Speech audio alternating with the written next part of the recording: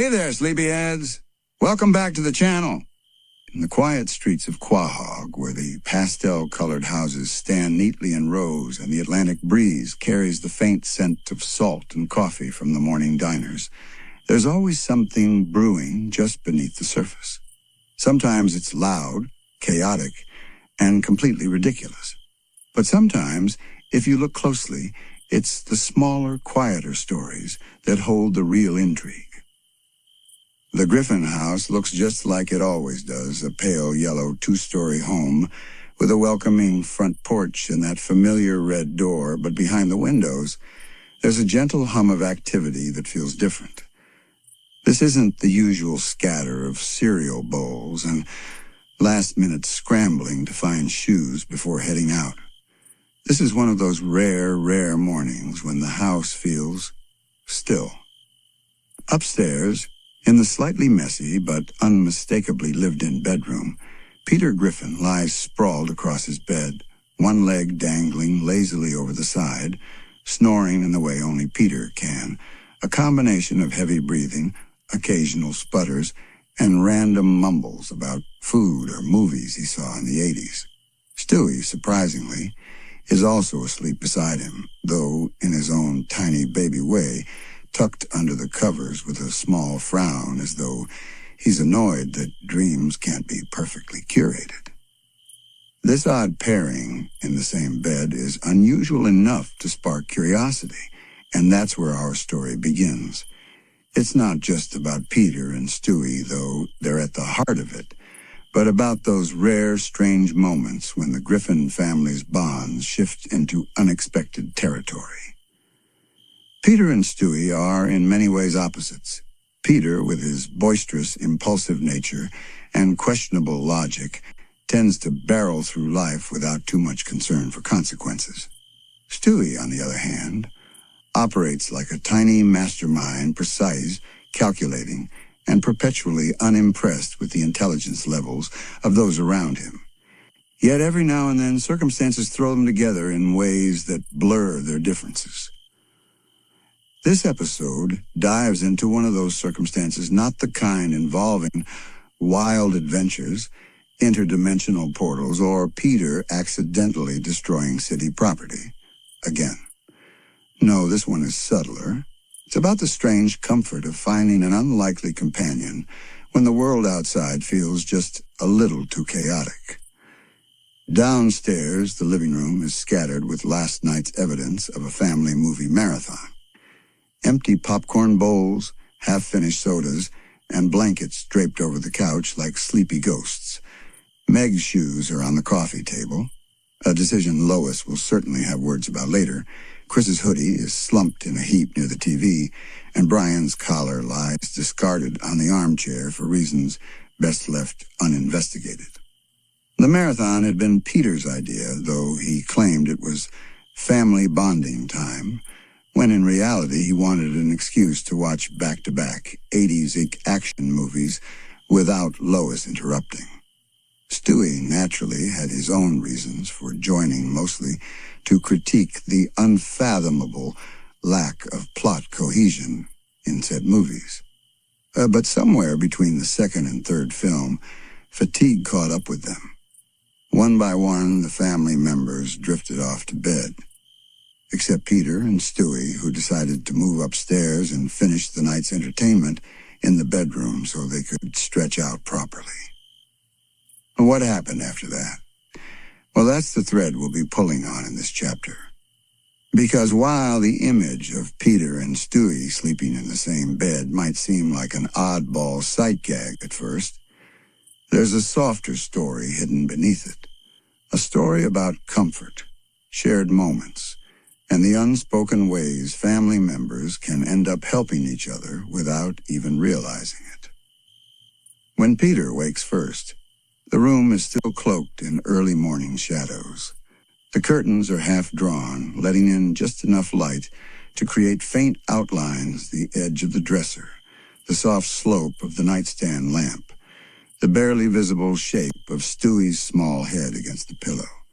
For a moment, Peter just lies there, unusually still, his eyes flicking toward the sleeping toddler beside him.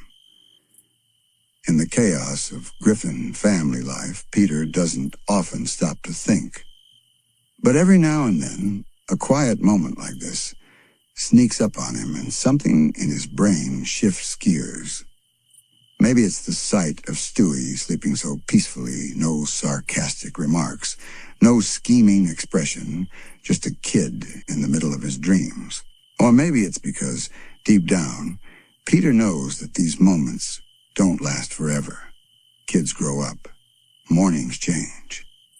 Stewie stirs slightly, his tiny fingers clutching at the blanket, as though he's holding on to some distant thought. His eyes remain closed, but his breathing deepens, and Peter catches the faintest whisper of words, something about victory and Mars colony, before the baby's expression relaxes again. Peter smiles faintly, though it's the kind of smile that carries a little more warmth than he'd ever admit out loud. Downstairs, the faint clink of dishes signals that Lois is already awake, tidying up the remnants of last night's snack fest. Brian's paws click softly across the hardwood floor as he makes his way to the kitchen, undoubtedly in search of leftover popcorn or some other ill-advised breakfast. The house is beginning to stir, but upstairs the bedroom remains a little bubble of stillness. It's in this stillness that we start peeling back the layers. Because while Peter and Stewie's relationship is often built on comedic jabs and mismatched personalities, there's an undercurrent of mutual, albeit reluctant, affection. Stewie might roll his eyes at Peter's lack of refinement, but there's a certain stability in Peter's presence. And Peter, for all his bumbling ways, sees Stewie as more than just the baby, even if he'd never phrase it that way. The room grows a touch brighter as the sun edges higher and Stewie finally blinks awake. His first reaction isn't confusion at being in Peter's bed. He remembers the tail end of last night's movie-watching session, just fine, but annoyance that the morning light is intruding on his rest. He lets out a groggy sigh, rubbing at his eyes before turning his head toward Peter. "You're still here," Stewie mumbles, his voice thick with sleep. "Oh, yeah," Peter replies, yawning. "This is my bed, buddy." Stewie blinks again, his brain slowly catching up. "Right, well, I suppose you didn't snore too offensively." Peter grins at that, a small victory in his book. "Thanks, Stu." It's a simple exchange, almost nothing at all, but in the context of the Griffin family, it's quietly meaningful. No big declarations, no sentimental speeches, just two very different characters sharing a moment in the overlap of their lives, and sometimes that's enough. This morning we'll move forward like any other. Lois will call everyone down for breakfast. Chris will stumble in with bed hair defying the laws of physics. Meg will grumble about the lack of real coffee. And Brian will insert himself into every conversation, whether he's wanted or not. But for now, the day hasn't quite started. And in this brief pause before the usual chaos resumes, Peter and Stewie share the rare comfort of knowing that, for all their differences, they can exist in the same space peacefully, if only for a little while. Under the low hum of Quahog's restless evening, the streets outside Griffin House seemed wrapped in a strange stillness, as though the night itself was leaning closer to listen. Inside, the house bore its usual faint chaos: cluttered coffee table, the hum of the old fridge from the kitchen, the faint creak of floorboards that seemed to know too much about the lives they carried. But the center of it all, the gravitational pull that would shape tonight's strange turn, rested quietly in Peter Griffin's oblivious posture on the couch.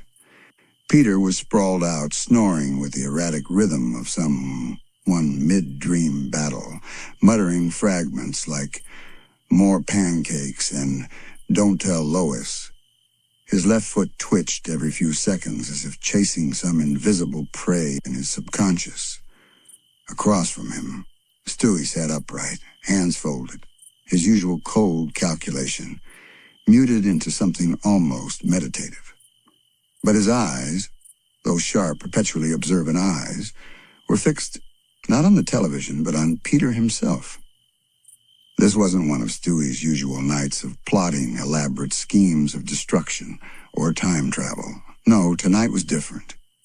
He was studying Peter like an unsolved equation, like a safe that had been left unlocked for years but somehow never opened. Maybe it was the quiet. Maybe it was boredom. Maybe it was just the way the shadows stretched across the room. But tonight, Stewie wanted to understand Peter Griffin. It was a bizarre thought for him. Peter was loud, impulsive, and rarely operated with any clear plan beyond the next 5 seconds. But there was a rhythm to that madness, and Stewie, in his infinite curiosity, had decided it was time to map it out. From the kitchen, the faint sound of Lois humming drifted in, her voice just audible enough to be comforting. She was probably tidying something that had already been cleaned earlier, Lois's quiet ritual when the house slipped into its nighttime rhythm. Chris was upstairs, no doubt, lost in a world of video games and half-finished snacks, while Meg's muffled pop music could be heard faintly through the walls. Stewie glanced once toward the doorway to ensure no one was watching before hopping off the couch. His small steps were nearly silent on the carpet as he circled Peter, tilting his head and making mental notes like some lab scientist studying a particularly uncooperative specimen. Fascinating, he muttered under his breath. Subject remains in deep unconscious state, yet facial twitching suggests active dream phase, likely dreaming about, well, food, or possibly fighting a raccoon over food. Peter's hand slid off the couch's armrest, and a half-empty bowl of popcorn clattered onto the floor. Stewie froze for a second, not wanting to wake him, though, in truth, Peter could probably sleep through a minor earthquake. Somewhere in the distance, a faint thud echoed from upstairs, but Stewie ignored it. He pulled himself up onto the coffee table, crouching to get a better view of Peter's face. In the flickering blue light of the TV, Peter looked oddly peaceful. There was no dumb grin, no frantic energy, just a man lost in a deep, unshakable slumber. For a moment, Stewie felt something he didn't quite recognize. It wasn't sympathy, he rarely dealt in such things, but it was a sort of quiet awareness. This was the man who, despite all odds, had somehow become the center of the Griffin household. Not because he was wise or stable, or even particularly competent, but because he was constant. A presence, a chaos the family had learned to orbit around. The idea both irritated and intrigued Stewie. How could someone so profoundly foolish be so essential to the structure of their little universe? Lois's humming stopped. Stewie heard the faint clink of a glass being set down and the sound of her footsteps approaching. In a swift movement, Stewie hopped down from the table and positioned himself back on the couch, adopting his usual uninterested posture. Lois peeked into the living room, her eyes falling on Peter first. She sighed, not in frustration, but in that soft, resigned way that came from years of living alongside Peter's peculiar rhythms. "Of course," she murmured, adjusting the blanket on him before heading back toward the kitchen. Stewie glanced sideways at Peter again. "One day, I'll crack you, old man," he whispered under his breath. But the night had other plans. The air in the living room shifted, barely noticeable, but just enough to stir Stewie's sharp senses. The blue flicker of the television seemed to dim, as if the power had momentarily dipped, and the shadows in the room stretched a little too far for comfort.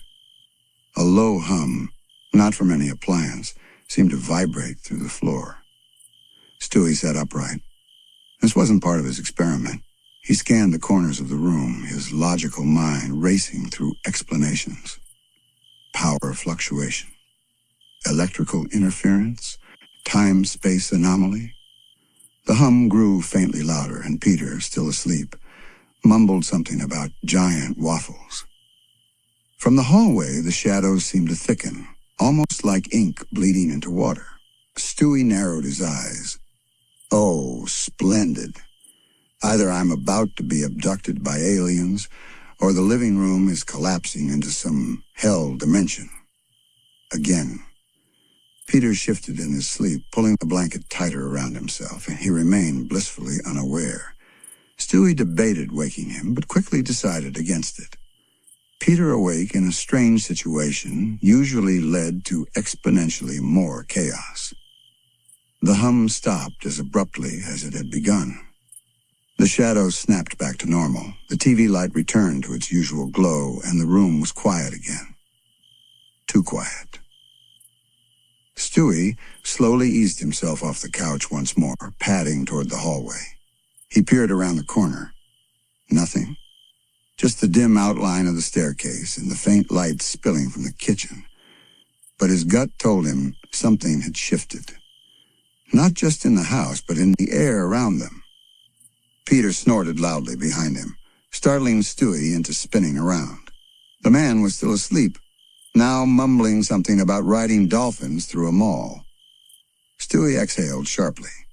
Whatever that was, it could wait until morning. For now, his curiosity about Peter's strange gravitational pull would have to compete with the far stranger undercurrent weaving through the house tonight. And somewhere deep down, Stewie knew, this was just the beginning. The Griffin household, on most days, was a tapestry of strange comfort and unpredictable chaos, the kind of environment where familiarity wrapped around you like a blanket, only to sometimes set itself on fire just to see what would happen. For Lois, this was a life she had learned to balance with a quiet, underlying resilience. She had always been the anchor, willing or not, for the whirlwind around her, the one who could manage Peter's endless energy, the kids' tangled personal dramas, and the quiet, unspoken currents that ran beneath the surface of their lives. But lately, she had been feeling a shift. Not dramatic, not sudden, but something she could sense in the way she noticed small details, in the way certain silences lingered longer than they should. It began in moments so subtle they almost went unnoticed. Peter, for example, had started sitting on the edge of the bed before sleep, staring ahead for a little longer than usual. Not in sadness, not exactly. It was more like the gaze of someone who had so much bouncing around in their head that they weren't sure which thought to grab first. Lois noticed it one evening when the soft glow of the nightstand lamp cast a halo around him, his shoulders slightly hunched, his breathing slow and even. She didn't say anything.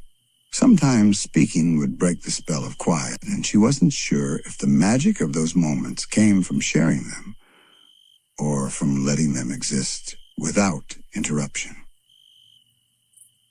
Down the hall, Stewie's room was in a rare state of order, his gadgets neatly stacked, his crib free of the usual half-finished experiments. He had been oddly calm lately, less prone to theatrical monologues about world domination and more inclined to just sit. Not in the way a normal baby might sit, but in that Stewie way where even stillness seemed calculated, as if he were studying something only he could see. There was something deeply unusual about the way his voice had softened in recent days, not in tone, but in pace, as though he were stretching out his words to fill a space he wasn't ready to leave empty. Meanwhile, Chris had been lingering around the kitchen more often, sometimes staring into the refrigerator without really looking for anything, sometimes doodling quietly at the table, while the rest of the house moved on around him. He didn't seem sad exactly, but there was a heaviness to the way he walked away from conversations, as though a thought was hanging in the air, waiting for him to turn around and give it a name. Meg, on the other hand, had been acting almost the opposite, busier than usual, staying out later, smiling a little too much at things that weren't particularly funny. Lois had noticed how often Meg's laughter trailed off into a quiet hum, like someone trying to fill silence with any sound they could find. She didn't press her about it. Sometimes, Lois thought, people needed the space to let whatever they were holding on to take shape before they shared it. What tied all of this together was a strange, unspoken rhythm that had settled over the Griffin home in recent days. It wasn't melancholy, not exactly. It was more like everyone was caught in their own orbit, circling something they couldn't quite define. Even Brian, usually the first to make a sarcastic remark or nudge a conversation in his own self-interested direction, had been more subdued. He still sipped his martinis and read his books, but he did so with a quietness that felt unusual for him. The sharp edges of his wit seemed sanded down, leaving behind a version of Brian that listened more than he spoke. It was a Saturday evening when this quiet, magnetic stillness felt its strongest. The rain had begun falling just after sunset, coating the streets outside in a reflective sheen that caught the glow of street lamps. The air inside the Griffin house was warm and faintly scented with Lois's cooking. Nothing elaborate, just something simple and comforting. Peter was in his armchair, remote in hand, but not really watching the TV. Stewie sat on the floor beside him, half asleep with his head resting against the couch. Chris was in the corner, flipping through an old photo album he'd pulled from the hallway cabinet. Lois stood in the doorway to the living room for a long while, watching them. In another family, this scene might have been unremarkable, just a quiet evening at home. But in the Griffin household, where noise and absurdity were the norm, this peaceful tableau felt almost rare enough to frame. She thought about how fleeting these moments could be, how quickly they could dissolve into the usual chaos of shouting, slapstick accidents, and bizarre tangents that seemed to define their lives. And so, instead of stepping in to fix the silence, she let it linger. Later that night, after everyone had retreated to their rooms, the quiet carried on. Peter was already in bed, his heavy breathing filling the space like a slow, steady drumbeat. Stewie, strangely, had decided to curl up in the same bed, nestled into the blankets near the foot, his small form rising and falling with each breath. Lois glanced at them both before slipping into her side of the bed, smiling faintly at the sight. She didn't ask why Stewie was there. Sometimes it didn't matter why people gravitated toward each other. It only mattered that they did. Through the window, the rain continued to fall, tapping gently against the glass. The room was dim, lit only by the faint glow from a street lamp outside. In that soft, muted light, Peter looked almost peaceful. Less the chaotic whirlwind and more just a man at rest. Stewie's tiny hands were curled near his face, his breathing light and even. There was something almost symbolic about it, Lois thought. The youngest and the oldest in the house sharing the same bed, two entirely different worlds colliding in a rare moment of stillness. Brian padded quietly past the open bedroom door, pausing for just a second to glance inside before moving on. Maybe he, too, recognized that something was shifting, not in a way that demanded fear or panic, but in the way that seasons change imperceptibly at first, until one day you notice the leaves have turned. Down the hall, Chris had fallen asleep at his desk, a pencil still in his hand, his head resting on a page half filled with sketches. Meg's light was still on, but she was lying on her bed, staring at the ceiling with her headphones in, her music soft enough to be little more than a whisper in the quiet house. That night, the Griffin household felt like it had taken a collective breath. There were no punchlines, no pratfalls, no absurd cutaway gags. Just the low hum of a family existing together in the same space, letting the stillness wrap around them. Brian had always been the intellectual drifter of Quahog, never truly tethered to one lifestyle, one philosophy, or even one place. His apartment, when he wasn't crashing at the Griffin house, felt like an extension of his wandering mind. Scattered books, half-finished essays, dog-eared magazines, and coffee cups that had long since lost their warmth. The low hum of the fridge in the background would be his soundtrack late at night, while he typed out thoughts that felt profound in the moment, but by morning read like pretentious rambling.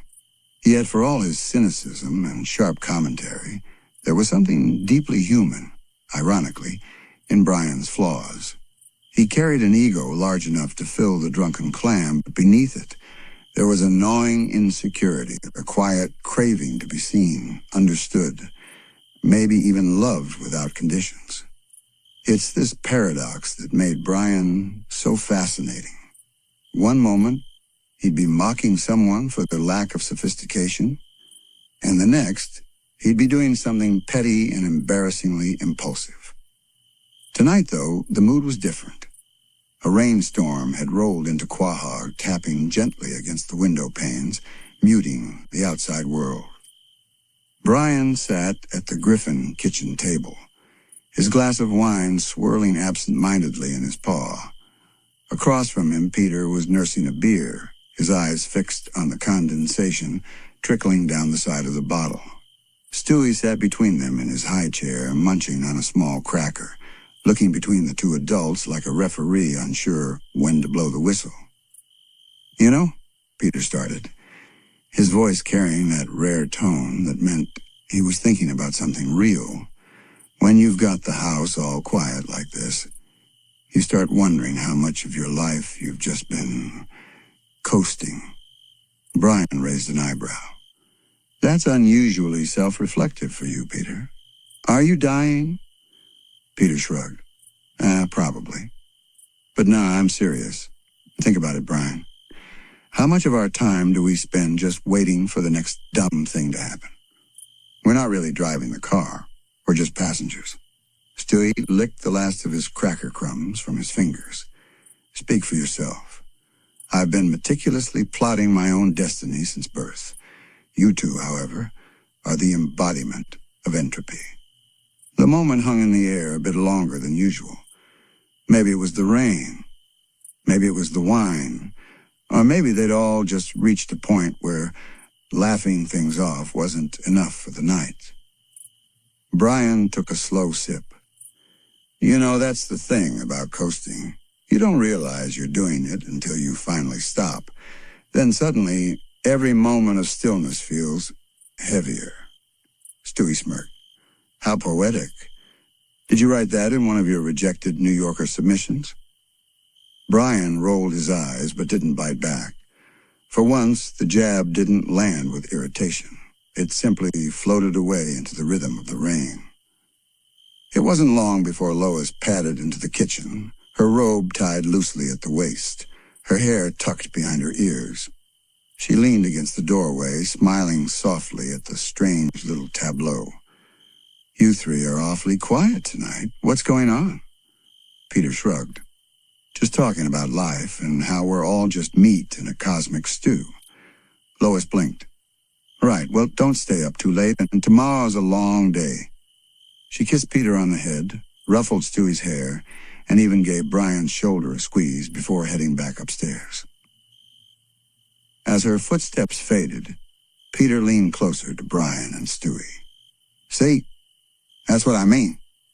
We're all just passing through moments, like little snapshots. And then poof, it's gone. And it's not like we ever get to go back." Brian stared into his wine glass, his mind suddenly caught on something Peter had said.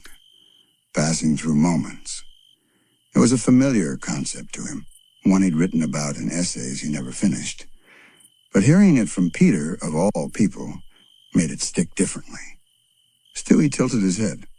"You two sound like college freshmen who just smoked their first joint. Shall I fetch you a lava lamp?" But even Stewie's sarcasm couldn't break the undertone of the night. Something about the quiet, about the rain, about the way the kitchen light reflected in the glass, made it feel like they were sitting in a memory they'd only recognize as important much later. After a while, they all drifted into the living room. The storm outside deepened, lightning briefly illuminating the walls before fading back into darkness. Peter sprawled on the couch, Stewie curled up with his blanket on the armchair, and Brian took his usual spot on the floor, leaning against the coffee table. The TV was on, muted, casting a dim, flickering glow that seemed to blend with the sound of rain. No one said much. They didn't have to. Sometimes the most meaningful conversations are the ones where no words are spoken at all. For Brian, the moment was almost meditative. The usual chaos of the Griffin household was replaced with a kind of stillness that felt rare, even fragile. He wasn't thinking about his next failed relationship, or his half-finished novel, or his tendency to self-sabotage. He was just here. Peter, too, seemed uncharacteristically calm. Maybe he was thinking about what he'd said earlier about coasting, or maybe he was just tired. Either way, his usual cartoonish energy was replaced by something quieter, almost human. Stewie, despite his constant mental scheming, allowed himself to relax. His eyes fluttered shut for a moment, the soft hum of the TV and the patter of rain lulling him toward sleep. In that dim room, under the weight of the storm, they all seemed suspended in time. If someone had walked in just then, they might have thought nothing significant was happening. But in a strange way, that was exactly the point. It was one of those nights that would never be remembered in the grand stories they told. But it would linger in the corners of memory, unspoken, yet somehow important. And as the rain fell and the low light wrapped around them, Brian realized that sometimes not chasing the moment was exactly what gave it meaning. And then there was a quiet in Quahog that felt unnatural, as if the entire town had briefly exhaled and was holding its breath. The streets outside the Griffin house lay still, washed in the faint silver of the moonlight, and the occasional rustle of leaves outside was the only reminder that the world was still in motion. Inside, however, that calm was deceptive. Beneath the surface of what looked like an ordinary night, small ripples of change were beginning to spread, quiet moments that, when linked together, would tell a bigger story. Peter, for his part, was blissfully unaware of any of it. He was sprawled on the couch, one leg dangling over the side, a plate of cold, half-eaten pizza balanced precariously on his stomach. His head tilted to the side with each deep snore, mouth slightly open, as though mid-thought in a dream he couldn't quite finish. The TV in front of him hummed softly with late-night infomercials, overly enthusiastic voices promising miracle products for problems no one had. If one squinted, the flashing light from the screen almost seemed to sync with the gentle rise and fall of his chest. In the kitchen, Lois moved quietly.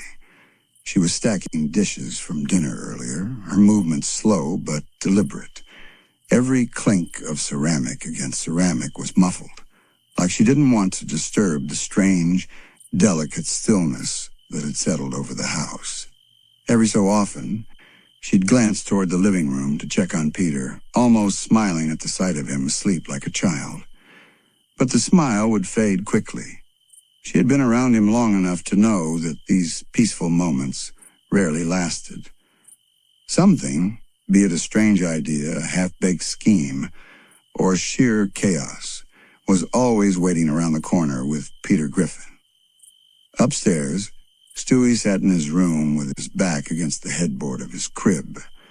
The glow from a small desk lamp bathed him in a warm pool of light, casting shadows across the floor. He wasn't asleep. In fact, his mind was unusually active tonight. In front of him lay a small notebook filled with tiny, precise handwriting and a few crude diagrams. He tapped a pen against the paper in slow, thoughtful rhythm. His latest project had taken shape in the quiet hours, not out of malice this time, but out of curiosity. Even Stewie, for all his grand ambitions, was capable of reflection. and something about the recent days had him reevaluating his usual approach to life.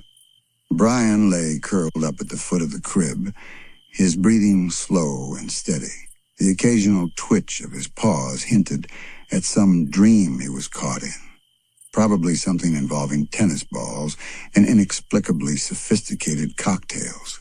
For the moment, he looked perfectly at peace, a rare stillness that was in stark contrast to the quick-witted, sarcastic energy he usually carried through the day. The air in the Griffin house tonight felt almost heavy, though not unpleasant. More like the way a room feels when everyone knows that something important is about to happen, even if they can't yet say what. Downstairs, Peter stirred for a moment in his sleep, muttered something about hamburger shoes, and shifted to a more comfortable position without ever waking. It was in this unusual calm that the sound of a distant engine reached the house, a faint rumble that grew slowly louder, breaking through the layers of quiet. Outside, headlights swept across the street before disappearing again, leaving only the sound of the car rolling away. It wasn't anything remarkable in itself. Cars passed by all the time. But the timing felt strange, and Lois found herself looking out the kitchen window without really knowing why. She saw nothing, just the still, dark street, and yet her fingers lingered on the curtain as if holding it back would help her understand something unspoken. Meanwhile, Stewie was carefully closing his notebook. He had been turning an idea over in his head for hours now, and while he wasn't quite ready to put it into action, he knew it was one of those thoughts that wouldn't leave him alone. There was an odd comfort in knowing that tomorrow would arrive and bring with it the opportunity to see the idea grow, slowly, quietly, without the usual grand theatrics. He slid the notebook under his blanket almost protectively, then lay back against his pillow. The soft creak of the crib as he shifted was the only sound in the room, apart from Brian's deep, even breathing. In the stillness, Stewie let his gaze wander to the ceiling. He imagined, just for a moment, that there was a web of invisible threads connecting everything, each member of the Griffin family, each moment that had led them here, each odd twist of fate that had turned ordinary days into something far stranger. In his own way, Peter felt those threads too, though much less consciously. Even in his dreams, there was a faint awareness of being part of something bigger, a ridiculous, often nonsensical something, but still big enough to matter.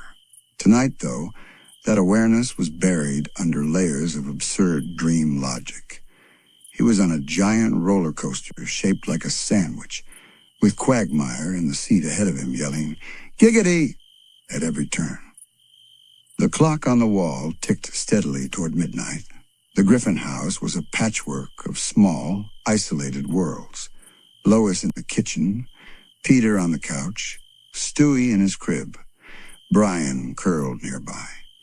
Each of them wrapped in their own thoughts, their own private spaces, yet bound together by the walls around them and the strange, unpredictable life they shared. Outside, the moon slipped behind a cloud, dimming the silver light that had been spilling across the yard. The shadows deepened, and the quiet seemed to fold in on itself again.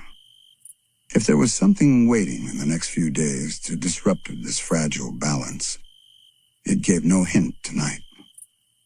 But Stewie's eyes remained open a little longer than usual. His mind, sharp and restless as ever, refused to drift away completely. There was an itch at the back of his thoughts, the kind that told him change was coming. Not the kind he could engineer in a day with one of his inventions, but the slow, creeping kind that arrives without fanfare and changes everything before you realize it's happening. Downstairs, Lois finally switched off the kitchen light, leaving only the glow from the TV to spill into the room. She walked past Peter, paused for a moment to adjust the pizza plate so it wouldn't fall, then pulled a blanket over him. The gesture was automatic, the kind that comes from years of small habits, built in a shared life. Without a word, she turned and headed upstairs, the sound of her footsteps soft on the carpet. Brian stirred briefly when Lois passed the crib, lifting his head for just a second before settling back down. Stewie closed his eyes then, more from choice than exhaustion, and let himself drift into the beginnings of sleep. For now, the threads could rest. The house, in all its quiet absurdity, could hold together just a little longer. Tomorrow would bring its share of chaos, that was inevitable, but tonight belonged to this strange, peaceful rhythm. It wasn't grand or dramatic, but it was real, and for the Griffin family, that was a rare kind of luxury. It is often in those small moments, those quiet pauses between the chaos, where the true soul of Quahog reveals itself. As the streets of Spooner Street stretch in a gentle curve, you can imagine the houses resting as though they too were breathing, caught in the slow rhythm of a sleepy neighborhood. Yet even in the silence, stories are always unfolding, threading their way through the everyday lives of its residents. Some of those stories are loud and dramatic, but others are almost invisible, like whispers you only catch when you lean in close enough to hear. Tonight, Peter Griffin is not caught in one of his usual whirlwind schemes. Instead, he's sitting in his recliner, the familiar whirring of the ceiling fan above providing a soft background hum. His head leans slightly to the side, eyes heavy but not quite closed. The TV in front of him plays some late-night rerun, but Peter isn't watching so much as letting the flickering lights spill across the living room in slow, lazy patterns. For once, the man who thrives on over-the-top antics seems perfectly at peace. But even Peter's stillness has a story behind it. Earlier that day, he'd wandered into a conversation at the Drunken Clam about what makes a day perfect. Quagmire had rattled off something wildly inappropriate. Cleveland had offered something heartfelt about spending time with friends, and Joe had mentioned a good steak and a game on TV. Peter, of course, had been distracted by a bowl of peanuts on the bar, but somewhere deep in his mind the question stuck. And now, hours later, in the quiet of his living room, he was almost, without realizing it, living his version of a perfect day's inn. Warm house, comfortable chair, and the calm weight of not having to be anywhere else. Tsutukida, upstairs, the air is even softer. Lois is reading in bed, her eyes tracing each line of her book with quiet focus. She's half listening for the creak of the stairs in case Peter comes up, but she knows him well enough to guess he'll drift off downstairs before ever making it to the bedroom. Lois likes these moments when the house feels layered, each family member in their own world, but still under the same roof, like separate threads woven into the same quilt. In the next room over, Stewie is lying on his stomach, chin propped in his tiny hands, staring at the dim glow of his nightlight. His mind, as always, is far from the simple quiet around him. He's imagining an entire galaxy that exists just behind the closet door. One where he's both ruler and hero, where space battles are won not with chaos, but with precision. Even though his eyes are half-lidded, his imagination refuses to rest, feeding him images of starships drifting through silent space. To Stewie, even sleep is just another canvas for his mind to paint on. Down the hall, Brian is curled up in his bed, one paw lazily draped over his snout. He's had a long day, mostly uneventful, but with just enough minor irritations to make rest feel like a reward. His ears twitch now and then at the distant sound of Peter shifting in his chair downstairs, but otherwise he's still. In the quiet, he's not thinking about the bigger questions that often haunt him. Instead, he's simply letting himself exist in the softness of the night. Outside, the wind moves gently through the leaves, the streetlights spilling a faint glow over the Griffin lawn. A car passes every so often, but otherwise the street is suspended in stillness. That stillness has a way of stretching time, making minutes feel slower, as though the night itself is reluctant to end. In Quahog, moments like these don't always last. By morning, the rhythm will shift again. Phones will ring, doors will slam, someone will have a ridiculous plan, and the quiet will dissolve into laughter, shouting, and the occasional explosion. But tonight, in this slice of time, everything is suspended. Peter's slow breathing, Lois's steady page turns, Stewie's wild inner visions, Brian's twitching ears. They're all part of the same delicate balance, the same rare piece that holds just long enough to be noticed before it slips away. And somewhere deep down, even if they don't say it out loud, every member of the Griffin family knows that nights like this, simple, unremarkable, almost fragile, are the ones that hold the kind of comfort you don't realize you miss until they're gone. But Quahog has a way of never letting things stay too still for too long. Tomorrow might bring something outrageous. Maybe Peter decides to turn the garage into a bowling alley. Maybe Stewie builds another impossible device. Maybe Meg stumbles into an adventure she didn't ask for. The beauty of this family and this town is that the pendulum always swings between the absurd and the serene. And right now, in this rare pocket of stillness, the pendulum is resting right in the middle, giving everyone a chance to simply breathe. It's not a grand ending, not a life-changing moment, but it's real. And in the tapestry of the Griffin family's life, those small, almost invisible threads are just as important as the loud, colorful ones. Because sometimes the quiet is where you find the heart of the story. There's a certain quiet that settles over Quahog when the night truly takes hold.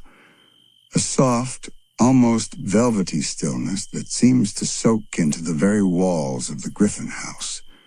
And within those walls, the stories don't stop just because the sun has gone down.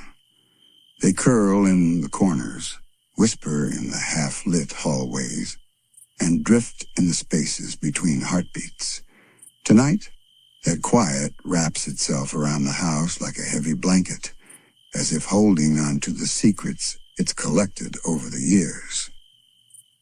In the living room, the faint hum of the old fridge in the kitchen serves as the only constant sound. It's a familiar one, almost like the background score to the Griffin family's life, a gentle reminder that the house is still alive even when everyone inside is lost to their dreams. But tonight's story doesn't begin with dreams. It begins with the shadows that stretch longer when no one is looking, with the memories that rise uninvited, carried by the same moonlight that slips through the blinds. Upstairs, Stewie's room sits in a half-darkness, the faint glow of his nightlight barely spilling beyond the edge of his crib. He's lying on his back, eyes half open in that restless space between wakefulness and sleep. You can almost see the gears turning in his mind even now, ticking away like some miniature metronome. His fingers twitch slightly, perhaps chasing after some thought that refuses to fade. For Stewie, night is both a sanctuary and a battlefield, a place where his mind can roam without limits, but also where certain thoughts refuse to loosen their grip. And though he would never admit it, there are nights when the quiet is too loud. Across the hall, Peter stirs in his bed. Lois breathes steadily beside him. But Peter's dreams tend to arrive in bursts, like badly edited clips of a low-budget movie. Sometimes they're funny, sometimes they're strange, and sometimes they leave him waking up with a feeling he can't quite put into words. Tonight, though, the dream he's chasing feels warmer than usual. Something about a barbecue, a folding chair, and the vague memory of a conversation he never had. It's the sort of thing Peter's mind will forget by morning. But in this moment, it keeps him tethered to sleep. The rest of the house seems to hold its breath. Even Brian, usually restless after midnight, is curled into a comfortable spot on the couch, the flicker of the muted television casting brief shadows across his fur. Outside, the street is quiet. The occasional passing car, a distant reminder that the world beyond the Griffin household is still moving. But inside, everything feels paused, like the scene in a play right before the lights shift. And yet it's in moments like this, when nothing appears to be happening, that the most profound threads of their stories quietly weave themselves together.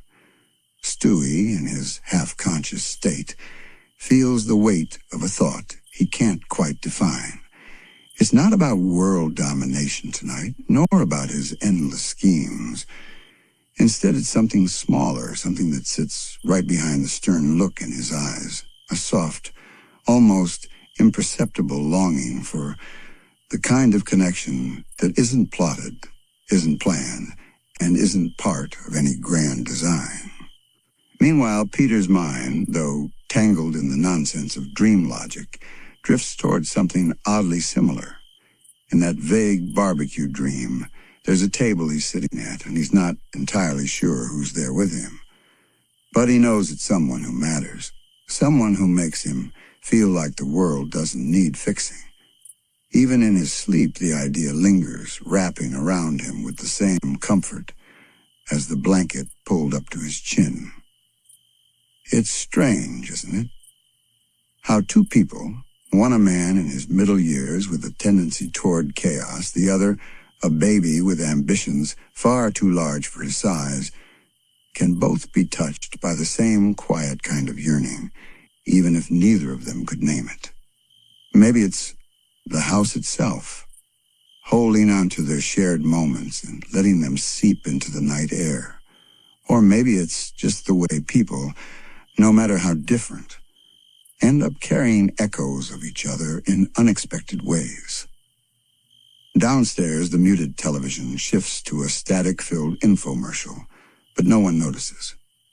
The Griffin home is fully sunk into that deep, late-night stillness now. The air feels heavier, as if it knows the night has something it wants to keep hidden until morning. Somewhere in the distance, a dog barks, sharp, sudden, then gone again. It's the kind of sound that would pull someone out of light sleep, but here no one stirs. In Stewie's crib, his eyelids finally lower fully, and his tiny hands relax. The nightlight's warm glow brushes against his cheek, and for a moment, he looks almost peaceful.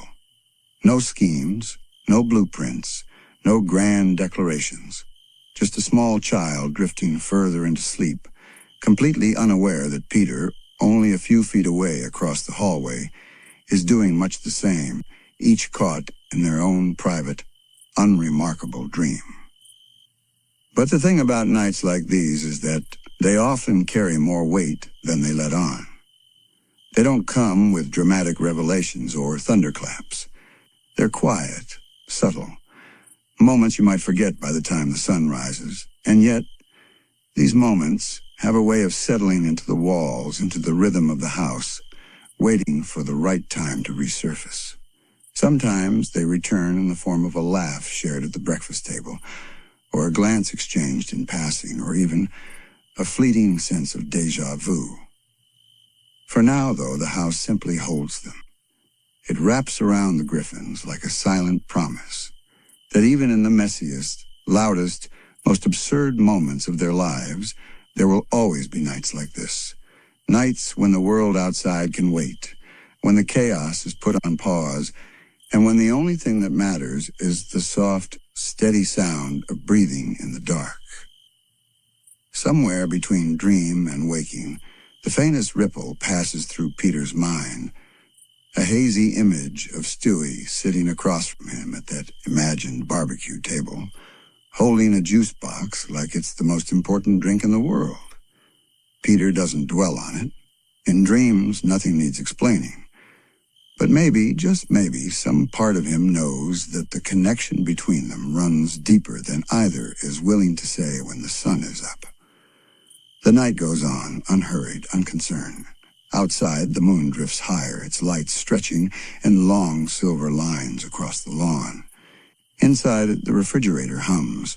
The couch creaks slightly under Brian's shifting weight, and the smallest of sighs escapes from Stewie's crib. These aren't the sounds of a grand story unfolding. They're the sounds of life in between the big moment. And maybe, in a way, those are the moments that matter most. Stewie shifted in his seat, the quiet hum of the Griffin living room filling the silence as the glow of the muted TV flickered against his face. Outside, the street was calm, almost too calm.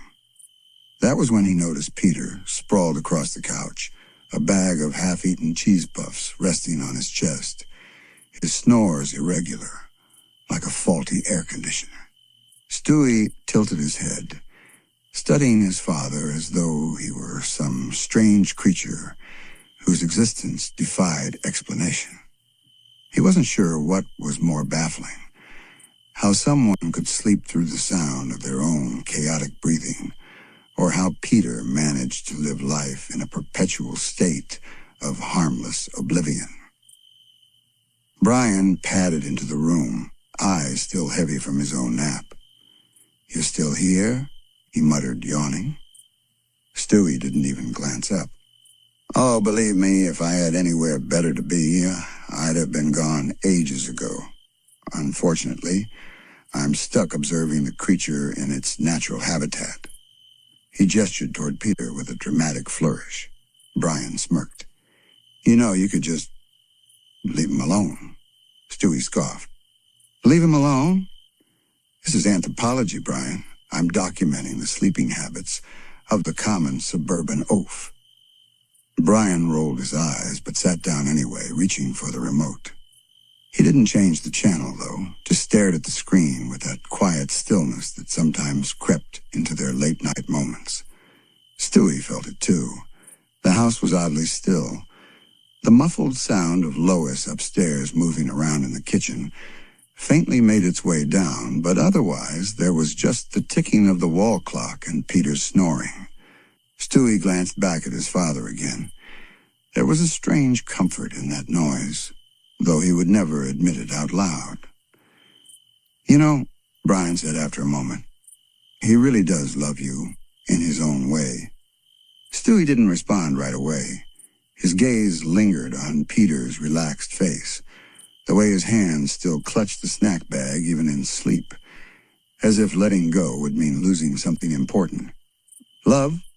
Stewie finally said, the word rolling off his tongue like it was foreign, "is a complicated chemical imbalance that drives irrational decisions."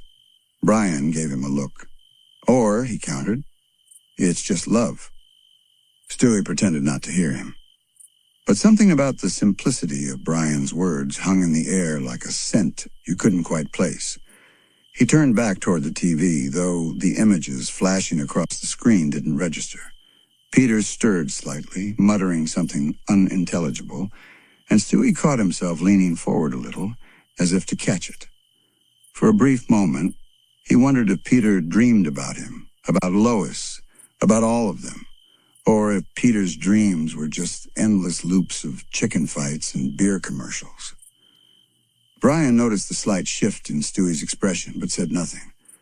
Some things were better left unsaid. They sat like that for a while, the two of them, as the TV cycled through late-night infomercials, and Peter's snores occasionally broke into wheezy coughs before returning to their steady rhythm. It wasn't until Lois's voice drifted down the stairs, soft but insistent, that Stewie finally stood, brushing imaginary dust from his overalls. Brian followed his gaze toward the kitchen. "She's making tea," he said, as though it were the most normal thing in the world to know without looking. Stewie didn't ask how he knew. "Right," Stewie muttered, already turning toward the hallway. "Let's go observe that domestic ritual."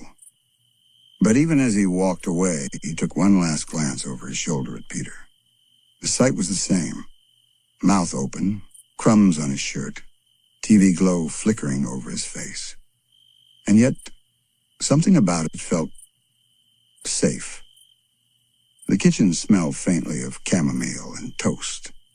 Lois was standing by the stove, her hair pulled back loosely, a robe draped over her shoulders. She looked up when they entered.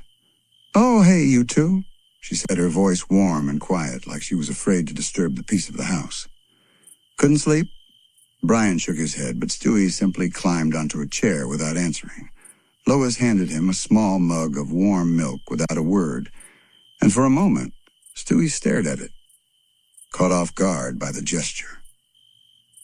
They didn't talk much. Lois poured her tea, Brian sipped at his coffee, and Stewie stared into the swirling steam rising from his cup.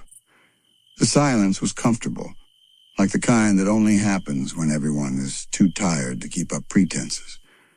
Every so often, the faint sound of Peter's snores carried in from the living room, muffled by distance but still present.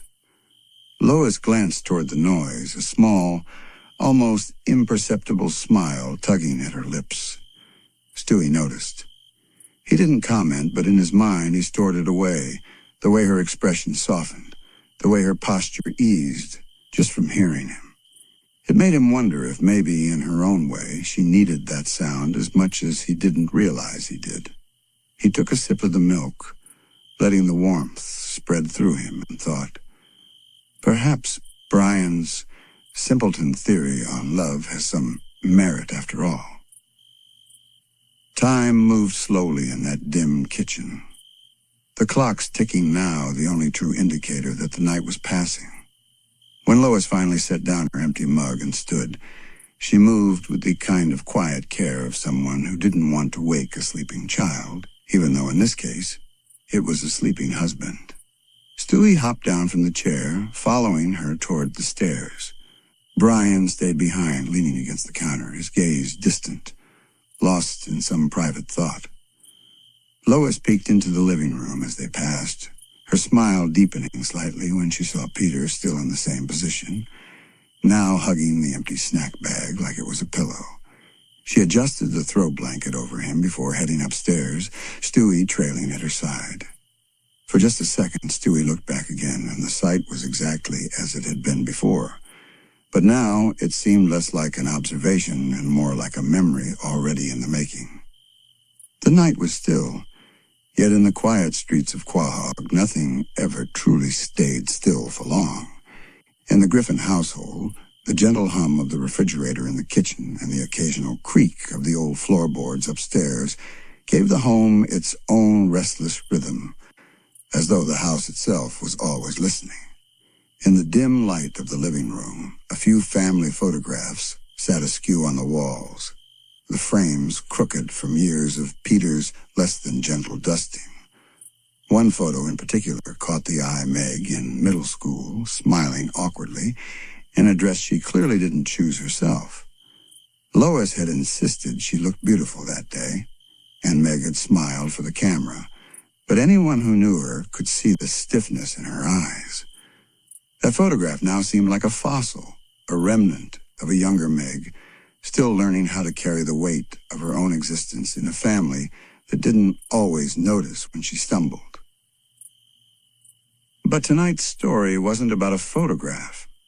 It was about the version of Meg that had begun to emerge over the years, not the caricature of ridicule her family loved to use as the butt of a joke, but the girl behind the smirk, the sigh, and the occasional eye roll. This was the Meg who had learned that the world was far messier than the episodes of her life her family could see. The Meg who understood that survival sometimes meant smiling through the awkwardness and walking back into the same storm every day. And in the moments when the house was quiet, that Meg's story became far more compelling than the noise. Earlier that day, the Griffin household had been its usual chaotic mess. Peter had tried to assemble a new and improved reclining chair that ended up collapsing under him in spectacular fashion, prompting Stewie to take notes for what he called future comedic endeavors. Chris had been in the backyard attempting to build a birdhouse that was quickly becoming more dangerous for birds than the predators they fled from. Lois, exhausted, had been running errands, leaving Meg to navigate the crossfire of absurdity with a sort of resigned grace. She didn't even flinch when Stewie muttered something about fitting her for a test harness for one of his inventions. She knew better than to engage. She had her own battles to fight. It was in this quiet understanding of her place in the family, somewhere between essential and invisible, that Meg had developed her strange resilience.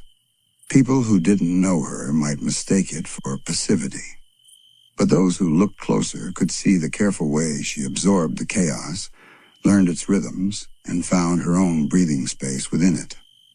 Her survival was not born of weakness, but of constant adaptation.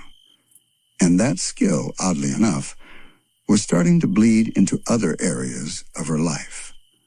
At school, she had begun to notice the ways people underestimated her, the way teachers looked surprised when she handed in a perfect essay, the way classmates who had ignored her for years suddenly remembered her name when they needed a favor. Meg had started to use that underestimation as a kind of shield, letting people assume she was unremarkable while she quietly maneuvered around them. Sometimes she even found it amusing. It was like being in on a joke no one else realized they were telling. The day had ended in the most Meg way possible, a small, quiet victory that no one noticed but her.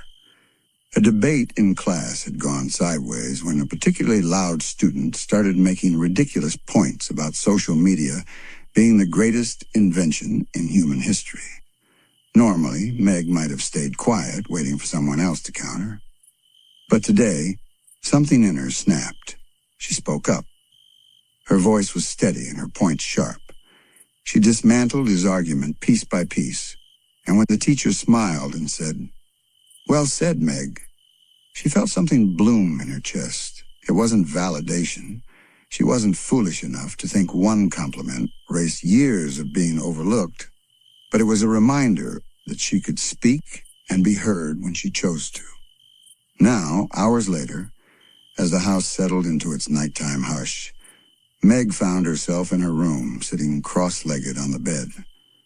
The glow from her desk lamp cast long shadows across the posters on her walls. Her phone buzzed every now and then with notifications from group chats she wasn't really invested in, but she didn't bother picking it up. She was thinking about the debate, about the look on the loud student's face when she countered him, about the way she had felt in that moment. She realized something unsettling and exhilarating at the same time. She didn't need her family to see her in order to exist fully. She could live a life that ran parallel to theirs, intersecting only when she wanted it to. Downstairs, Peter was snoring so loudly that even Brian, lounging on the couch, rolled his eyes. Stewie was tinkering with something in his room, muttering to himself about Phase 2 of the operation. Lois had retreated to her own corner of the house with a book and a glass of wine, grateful for a rare moment of stillness. And Meg, in her own quiet way, was having her own kind of breakthrough, one that wouldn't be remembered in the same way Peter's chair collapse might be retold over dinner, but one that mattered all the same. In the weeks to come, Meg's shift in perspective would begin to ripple outward in ways even she didn't anticipate. But for now, she just sat in the glow of her lamp, letting the noise of the house fade into the background, and allowed herself a rare, private smile. Not because she thought the world would suddenly start treating her differently, but because she was starting to understand that maybe it didn't have to. Continue, ChatGPT said. Here's the continuation of Chapter 2. Part 2, seamlessly following where we left off. The night in Quahog seemed still, but inside the minds of its residents, restless thoughts stirred like a tide that refused to go out. Meg lay in her bed, staring at the ceiling, her phone screen dimly glowing beside her like a quiet, persistent heartbeat. Her mind wandered, not in the usual haze of teenage complaints, but in a deeper, more introspective loop.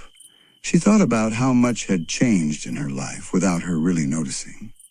The laughter that once seemed to flow naturally from childhood had been replaced by a sort of hollow chuckle she used as a defense.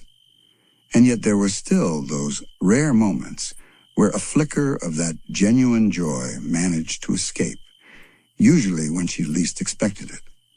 Peter, on the other hand, had drifted into a heavy sleep downstairs on the couch, his snores echoing in uneven bursts. The television screen, still on but muted, flickered with late-night infomercials. The glow lit his face in a way that made him look almost peaceful, almost untouched by the chaos he caused when he was awake. In these rare moments, one might almost forget that Peter Griffin was the walking embodiment of unpredictable disaster. Stewie sat cross-legged on the living room rug, building a miniature fortress out of mismatched toy blocks. His usual smirk was absent. Instead, he wore a contemplative expression. It was the sort of look you'd expect from someone who was plotting a revolution, yet his focus tonight seemed inward.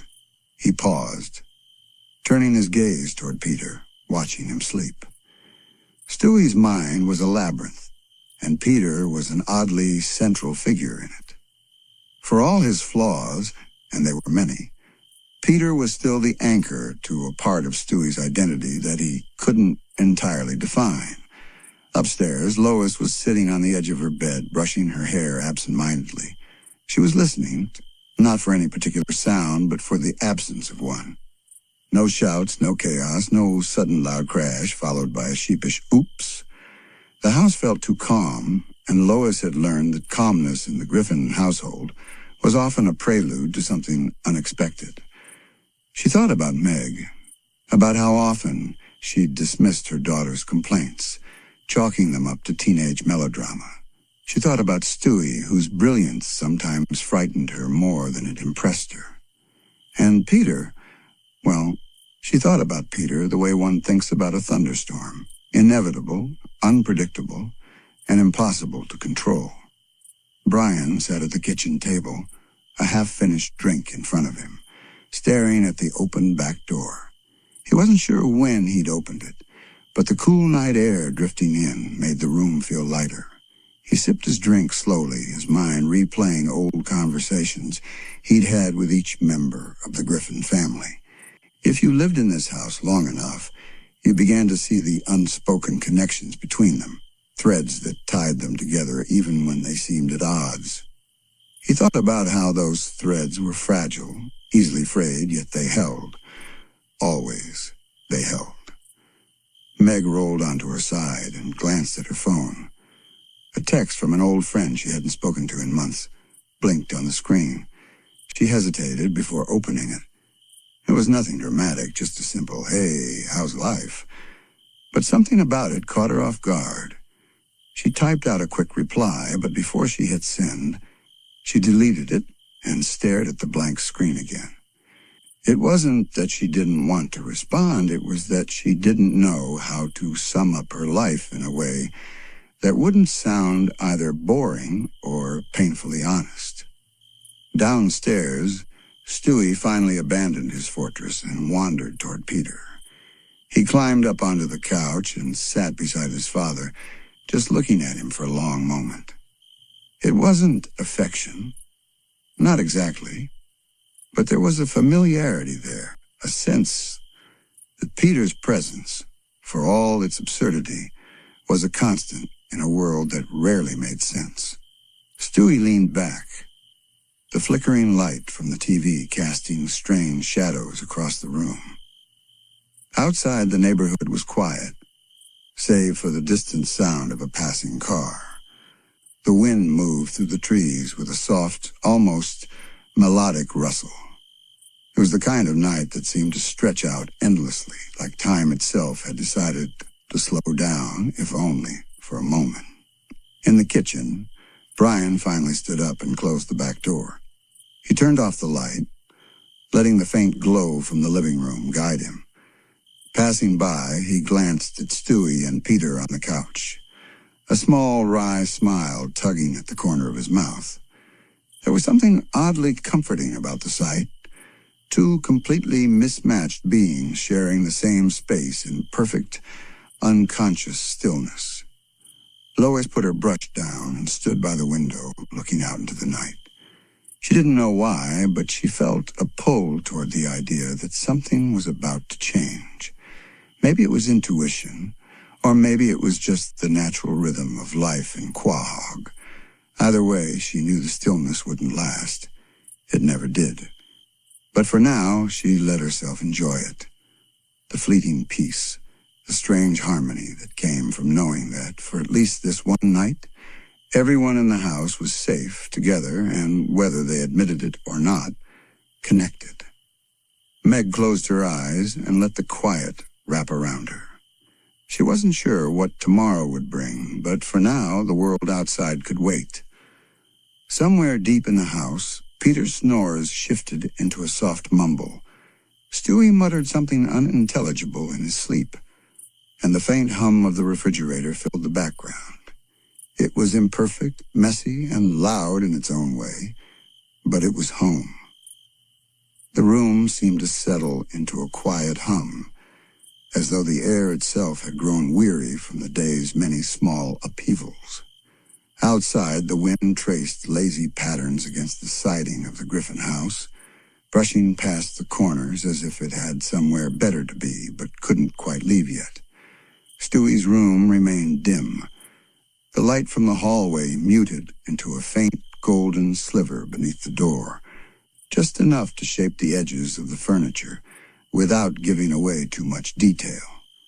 There was something in that faint light, something that hinted at the space between sleep and wakefulness, a place Stewie knew well. For all his intelligence, for all his meticulous plotting and grand ambitions, he had begun to develop an unspoken ritual in these late hours. It wasn't about gadgets or time machines or secret plots to overthrow the world order. It was about listening. The way the floor creaked when Peter shifted his weight downstairs. The faint clink of Lois washing a mug in the kitchen sink. Even Brian's distant sighs drifting up from the living room couch. These were sounds that didn't belong to conquest or chaos. They belonged to something more fragile, something Stewie would never admit he needed, the ordinary. He sat at the edge of his crib, one small hand curled around the wooden railing, his gaze fixed on the faint glow that seeped in from the hall. His mind replayed snippets of the day, Peter's clumsy attempt at fixing the toaster, Lois's sharp but affectionate scolding, Meg's muffled laughter from behind her bedroom door. They seemed insignificant in isolation, yet here in the quiet, they felt like the small bones holding up the skeleton of his life. He wouldn't call it comfort. Stewie wasn't in the business of using such soft words, but it was something close. Downstairs, Peter was still awake. Stewie could tell by the intermittent rhythm of the television's faint light pulsing against the living room curtains. Peter had one of those unique patterns when he was drifting towards sleep. A slow lean to one side, then a sudden jerk upright when he realized the show was still playing. It was almost humanizing. That was the thing about Peter Griffin. He could be utterly infuriating, bafflingly incompetent, yet still managed to be oddly magnetic in his oblivious warmth. Stewie had never quite decided whether Peter's brand of fatherhood was a liability or a gift. Perhaps, he thought, it was a bit of both. The night deepened, and the muted sound of the TV downstairs finally stilled. A single creak on the staircase followed, then another, each one slightly heavier than the last. Stewie turned his head slightly, listening to the slow approach of Peter's footsteps. They weren't stealthy footsteps by any means. Peter never moved quietly. But there was a certain unhurried gentleness to them now. It wasn't the booming stride of someone charging through the day's nonsense. It was the tired shuffle of someone heading toward rest. A moment later, Peter peeked into Stewie's room, his silhouette wide and familiar in the doorway. The hall light framed him, blurring his features, but the tone in his voice carried that rare softness that only appeared in moments like this. "Hey, buddy," he murmured, as though speaking too loudly might crack the stillness of the room. Stewie didn't answer. He simply watched, measuring Peter's movements as he stepped inside. Peter didn't turn on the overhead light. Thankfully, he wasn't that clumsy tonight. Instead, he came closer to the crib, leaning against the railing with a slow, tired smile. "You still up? Guess we're both bad at bedtime, huh?" The words weren't sharp or clever, but there was a sincerity to them that Stewie couldn't quite push away. Peter stayed there for a moment, looking down at his son as though weighing whether to scoop him up or let him be. Then, without warning, he reached in and lifted Stewie out of the crib. Normally, Stewie might protest such an intrusion into his personal space, but tonight he didn't. Peter's arms were warm, solid, and smelled faintly of soap mixed with the lingering trace of dinner. They moved toward Peter and Lois's bedroom, the hallway stretching before them like a tunnel into some quiet, shared space where words weren't needed. When they reached the bed, Peter sat down heavily, the mattress dipping under his weight. He set Stewie beside him, pulling the blanket over them both with an almost ceremonial care. The low lamplight pooled over the sheets, casting everything in muted golds and shadows. Outside the window, the wind had slowed to a faint whisper. Stewie lay there, eyes half-lidded, studying the way Peter's breathing began to even out almost immediately. There was something oddly grounding about the rise and fall of his father's chest, the steady rhythm of it like a metronome ticking away in the background of the night. Stewie told himself he was only observing for the sake of understanding human patterns, but part of him knew it was more than that. He thought back to a time when the concept of family felt more like a theoretical inconvenience than a tangible reality. Back when he saw each member of the Griffins as a puzzle piece that didn't quite fit into the grand design he envisioned for himself. But here, in the dim quiet of the bedroom, with Peter's warmth beside him, the idea of belonging didn't seem quite so far-fetched. Peter shifted slightly, his arm brushing against Stewie's small shoulder in a way that was almost protective. The man probably wasn't even aware of it. It was instinct, pure and uncalculated. Stewie realized then that some bonds didn't need contracts or plans or formal declarations. Some bonds simply existed, built in the quiet hours when no one was looking, when the world had gone still enough for you to notice them. The silence stretched on, but it wasn't the kind that pressed in uncomfortably. It was the kind that allowed thoughts to settle, like dust floating down after a long day. Stewie closed his eyes, not in surrender to sleep, but in acknowledgement of the moment. He didn't know how long it would last, or whether tomorrow would return them to the chaos they both knew so well. But for now, the world outside the bedroom could wait. Peter gave a faint snore, short and almost comical, before falling back into a deeper rhythm. Stewie smirked faintly in the dark, thinking how absurd it was that such a simple sound could feel like a lullaby. The night was theirs now, a small, unremarkable piece of time that, though it would never make it into any of Stewie's elaborate chronicles, mattered more than he'd care to admit. The quiet, almost fragile tension in the Griffin household was the kind that you couldn't quite put your finger on. It wasn't chaos, it wasn't drama, but it also wasn't peace. It was that in-between state that only really happens when unspoken things are swirling just under the surface, waiting for the right, or perhaps the wrong, moment to be noticed. In these moments, Stewie seemed particularly attuned to the currents, like he could sense every slight shift in the emotional temperature of the house. He wasn't fidgeting with his gadgets today, no schematics scattered across the floor, no frantic soldering or muttering under his breath about some master plan. Instead, he sat curled in the corner of the couch, knees tucked close, pretending to be casually leafing through a children's book. The television was on, some late afternoon rerun of a sitcom that barely anyone in the family actually watched, but the sound filled the space enough to keep the silence from feeling oppressive. Peter, meanwhile, had drifted into his familiar post-lunch state of drowsiness, his head tipped slightly back, a soft snore escaping every few seconds. It wasn't the deep, comical snoring that came later in the night, but rather the gentle, intermittent kind, almost like a clock marking time.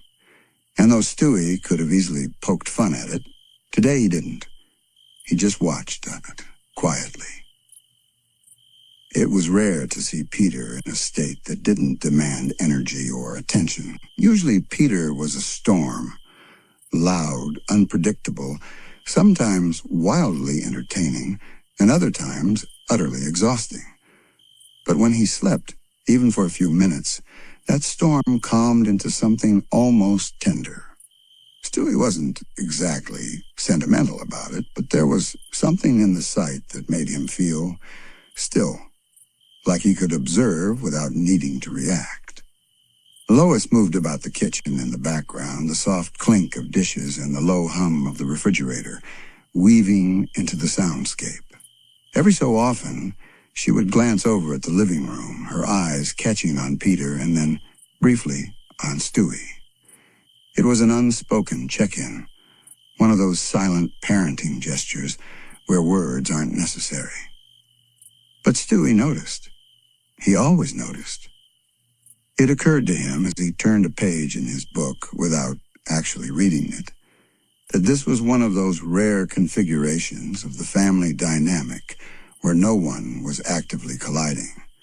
There was no shouting, no wild plan unfolding, no argument over who ate the last slice of pie, just the faint, rhythmic breathing of Peter, the occasional sound of Lois working in the kitchen, and the television sitcom laugh track spilling faintly into the air.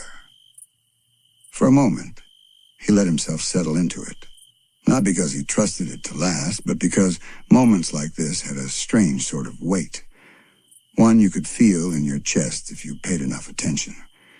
He didn't think of it as comfort exactly, but it was adjacent comfort, a kind of equilibrium that didn't often happen in the Griffin house. Of course, equilibrium was fragile here. From upstairs, a faint thump sounded, followed by the muffled voice of Chris, clearly talking to himself or perhaps to whatever game or video he was engaged in. Meg's door creaked somewhere down the hall, the squeal of its hinges carrying faintly through the air. The household's heartbeat was still there, faint but constant, in all its strange rhythms. Peter stirred slightly, making a small noise somewhere between a snore and a sigh. He shifted in his seat, one arm falling limply to the side, the other resting against his stomach. Stewie's eyes flicked toward him again, catching the way his dad's face softened in sleep. Without the wild expressions, the raised eyebrows, or the exaggerated reactions, Peter's features seemed almost ordinary, less like the whirlwind that filled every room he entered, and more like just a man taking a moment's rest. Stewie found himself studying that, trying to piece together the difference between the Peter who barreled through life and the one who sat here now, unaware, silent, and still. It was strange to think they were the same person. Lois walked in with a glass of water, her voice kept low so as not to wake Peter. "Stewie, you okay over here?" she asked. her tone carrying that blend of casual curiosity and subtle concern that parents often had when their kids were uncharacteristically quiet. "I'm fine," Stewie replied without looking up, his voice softer than usual. She gave him a small nod, placing the glass on the coffee table for Peter when he woke, and then returned to the kitchen without pressing further. That was the thing about Lois. She knew when to push and when to let something breathe. Stewie let his eyes drift away from the book and toward the window. Outside, the light had started to change, that late afternoon warmth beginning to lean toward evening. Shadows stretched across the lawn, and the sky's hue shifted toward something softer, gentler. For reasons he couldn't quite explain, it made him think of nights when he was younger, well, technically still younger, when he'd woken in the middle of the night and wandered into his parents' room. Sometimes it was curiosity, sometimes a bad dream, sometimes no reason at all. And in those moments, if Peter was asleep, and the same softness was there, a stillness that didn't quite match the chaos of daylight hours. He didn't dwell on the thought for long, though. Sentiment had a way of sneaking up on him, and Stewie wasn't sure if he welcomed it or wanted to swat it away.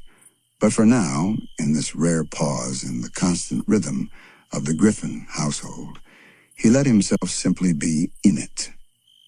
The sitcom laugh track rolled on, Peter's gentle breathing continued, and somewhere deep in the house, the faint hum of family life carried on in its own unsteady harmony. The streets of Quahog were quiet, wrapped in that kind of stillness that made even the faint hum of a distant street lamp feel like part of some larger lullaby. Inside the Griffin house, the night air was thick with an unspoken tension, the kind that comes before a storm, though not the kind anyone could see in the sky. This storm was brewing in Peter's own peculiar way, subtle, bumbling, yet somehow inevitably disruptive.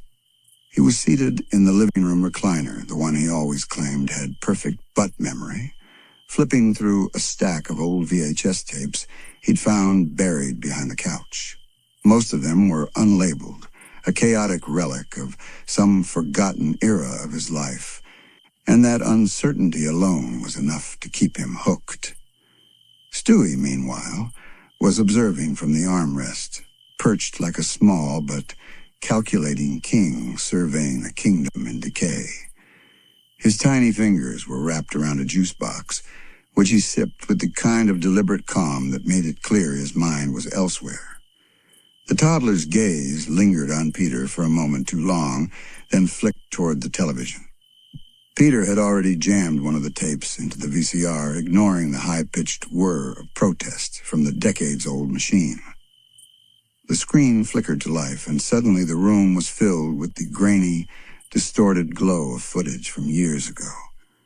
Peter's younger self appeared, slightly slimmer, marginally more coherent, and wearing a shirt that had clearly given up long before the fabric tore. He was at some backyard barbecue, holding a hot dog like it was a microphone, trying to interview a deeply uninterested dog. The footage was absurd, yet the Peter in the recliner seemed to watch it with a strange, soft smile. Stewie tilted his head, studying Peter's face instead of the screen. "Sentimentality, Peter? I must admit, it's a flavor I don't often detect in your otherwise greasy, emotional diet." Peter chuckled, scratching the back of his neck. "Nah, I was just thinking. Look at me back then. I had hair in places I didn't even know hair could grow." Stewie rolled his eyes, but the corner of his mouth twitched. He could hear it. The faint crack in Peter's voice. Not sadness exactly, but a quiet acknowledgement of time passing. For someone like Stewie, who measured time in schemes and contingencies, the thought was almost unsettling. Lois entered from the kitchen, holding a dish towel in one hand and a look of mild suspicion in the other. She glanced at the flickering screen, then at Peter and sighed. "Oh, those old tapes again. You know you get all moody every time you watch them." Peter shrugged. I don't know, Lois. It's just life felt simpler back then. No bills to worry about, no kids running around. He caught himself glancing at Stewie, then quickly added, no as many kids running around. Stewie smirked. Your attempt at damage control is admirable, if not entirely effective. Lois shook her head with a small smile, then disappeared back into the kitchen, the faint sound of running water and clinking dishes following her. The moment she was gone, Peter leaned forward, lowering his voice as though about to share a dangerous secret. You ever think about it, Stewie? Like how fast it all goes?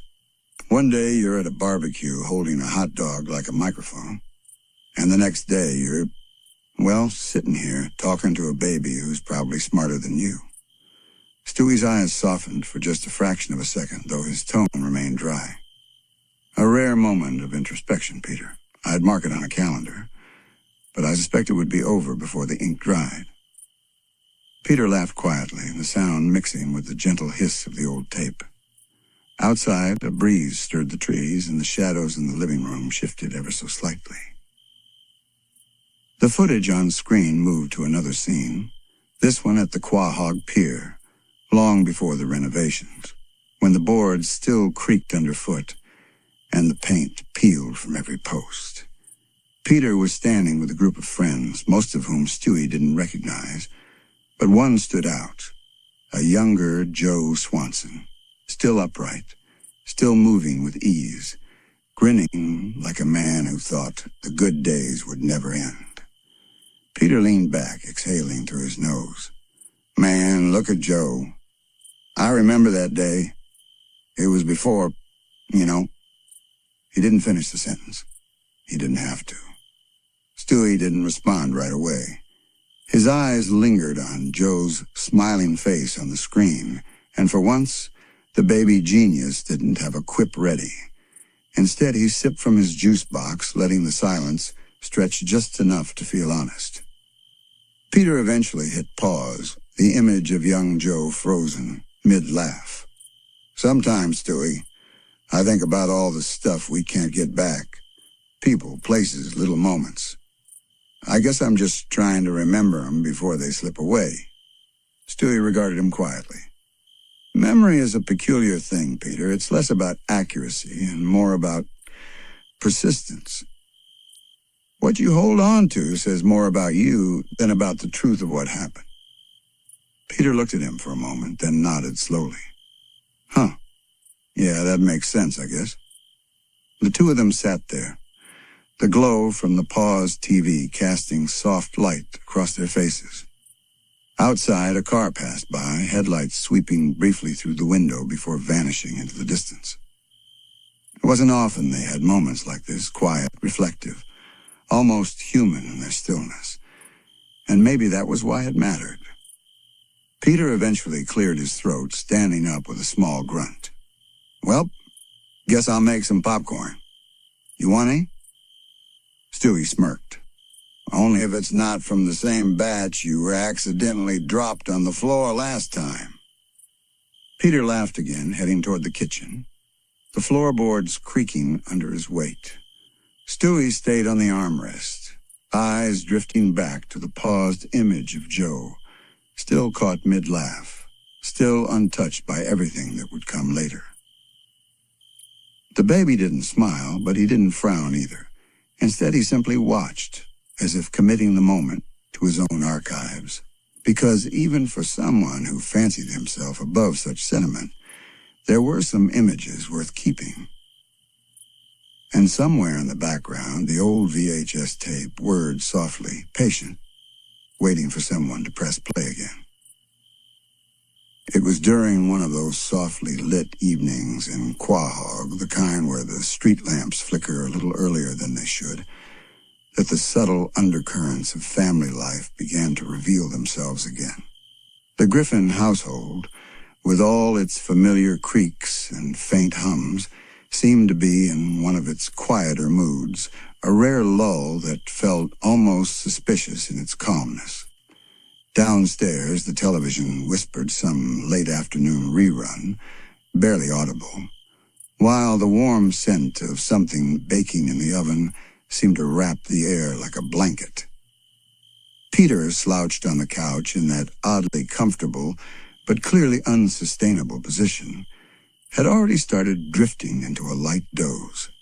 His chest rose and fell with that faint, rhythmic snore that could, on a different day, become a full-blown sonic event.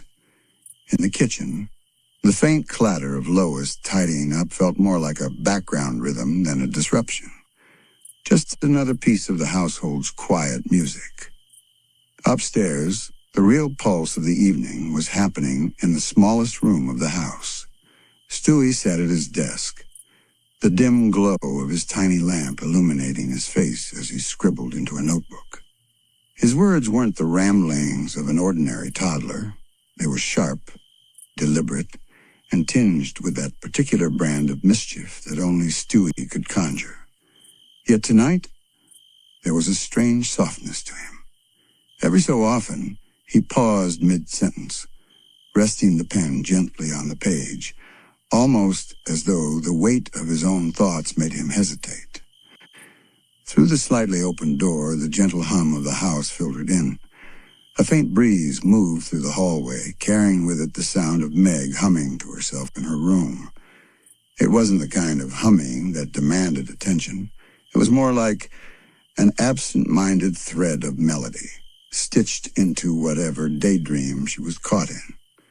Chris's room, on the other hand, was a low murmur of video game sound effects, punctuated by the occasional triumphant exclamation.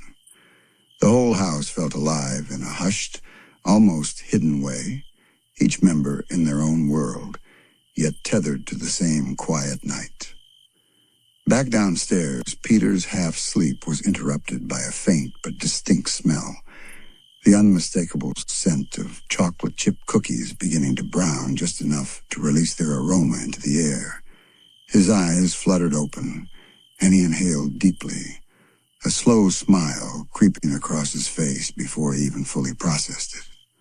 "Oh, cookies," he mumbled, stretching lazily, the warmth of the room making it far too easy to sink right back into that half-conscious state. Stewie's pen scratched across the paper again, his brow furrowing in deep concentration.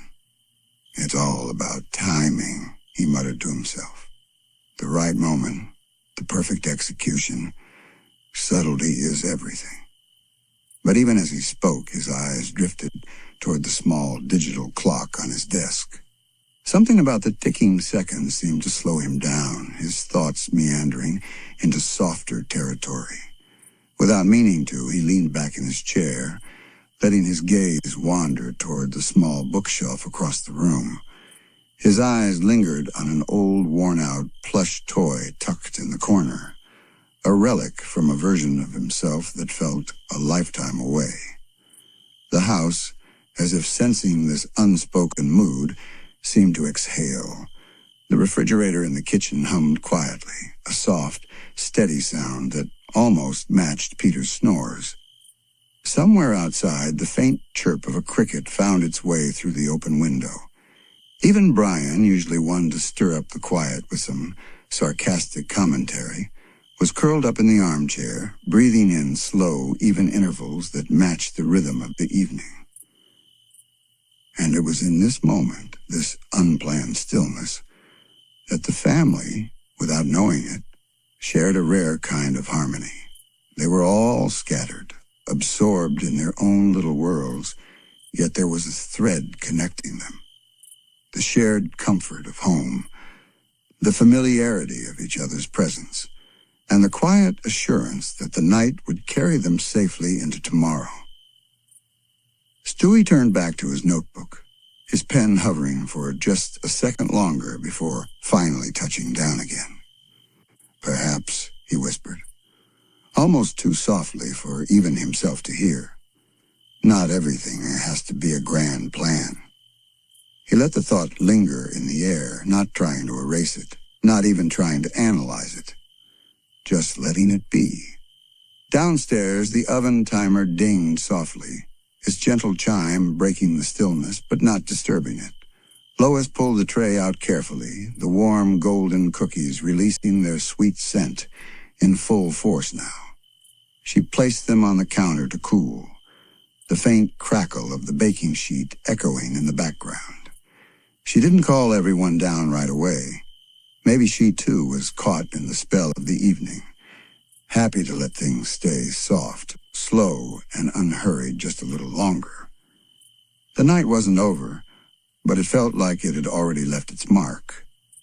Peter's voice lingered in Meg's mind even after he had wandered off into the kitchen in search of leftover pie. The way he had said it, half teasing, half strangely serious, had left a small ripple across her thoughts. It was the kind of moment that didn't demand attention, but somehow clung to the back of her consciousness, like a song you couldn't quite shake. She lay back on her bed, staring at the ceiling, listening to the quiet hum of the house. Downstairs, Stewie was likely concocting another wild plan in his playpen, while Lois busied herself with something that would inevitably turn into chaos by dinner. But for now, the atmosphere was oddly gentle. The evening light seeped into her room in long golden stripes, stretching across the carpet and catching the dust in midair. Meg turned her head toward her desk, where a stack of half-finished notebooks sat. Each one had a beginning, some dramatic, some poetic, but rarely an ending.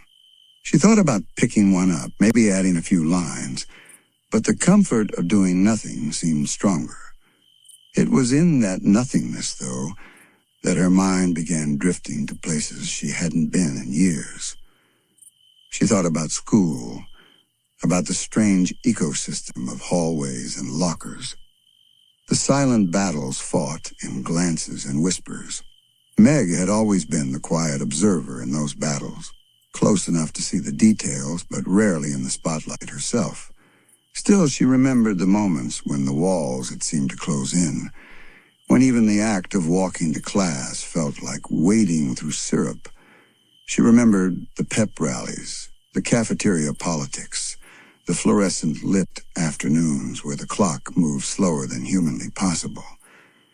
And yet, buried within those memories were flickers of warmth. A classmate who had shared their fries without asking. A teacher who had noticed when she seemed off. A small kindness, often forgotten, but never fully gone. Her mind traveled further back to when she was younger and the world felt impossibly large. Saturday mornings in pajamas, the television playing some loud, colorful cartoon while the smell of Lois's pancakes filled the air. Back then, Peter would sometimes lift her up onto his shoulders, spinning her around until they were both dizzy and laughing. It was a different Peter, less distracted, more present. She wondered if that man was still in there somewhere, buried under layers of lazy humor and misplaced priorities. Meg shifted under the blankets, a soft rustle of fabric blending into the faint murmur of voices downstairs. Through the floorboard, she could make out fragments of conversation. Peter's deep, uneven tone, Lois's sharper cadence. The words were indistinct, but the rhythm was familiar.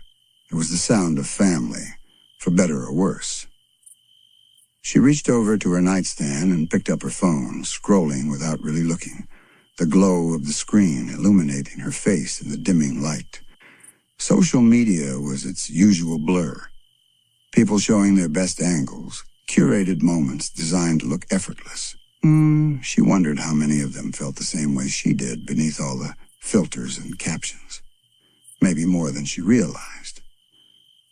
There was a strange comfort in knowing that even if her life wasn't glamorous, it was still hers. These were her moments, messy and uneven as they were. And despite everything, the awkwardness, the misunderstandings, the occasional heartbreak, there was still something worth holding on to. The hum of the house seemed to deepen as the sky outside darkened.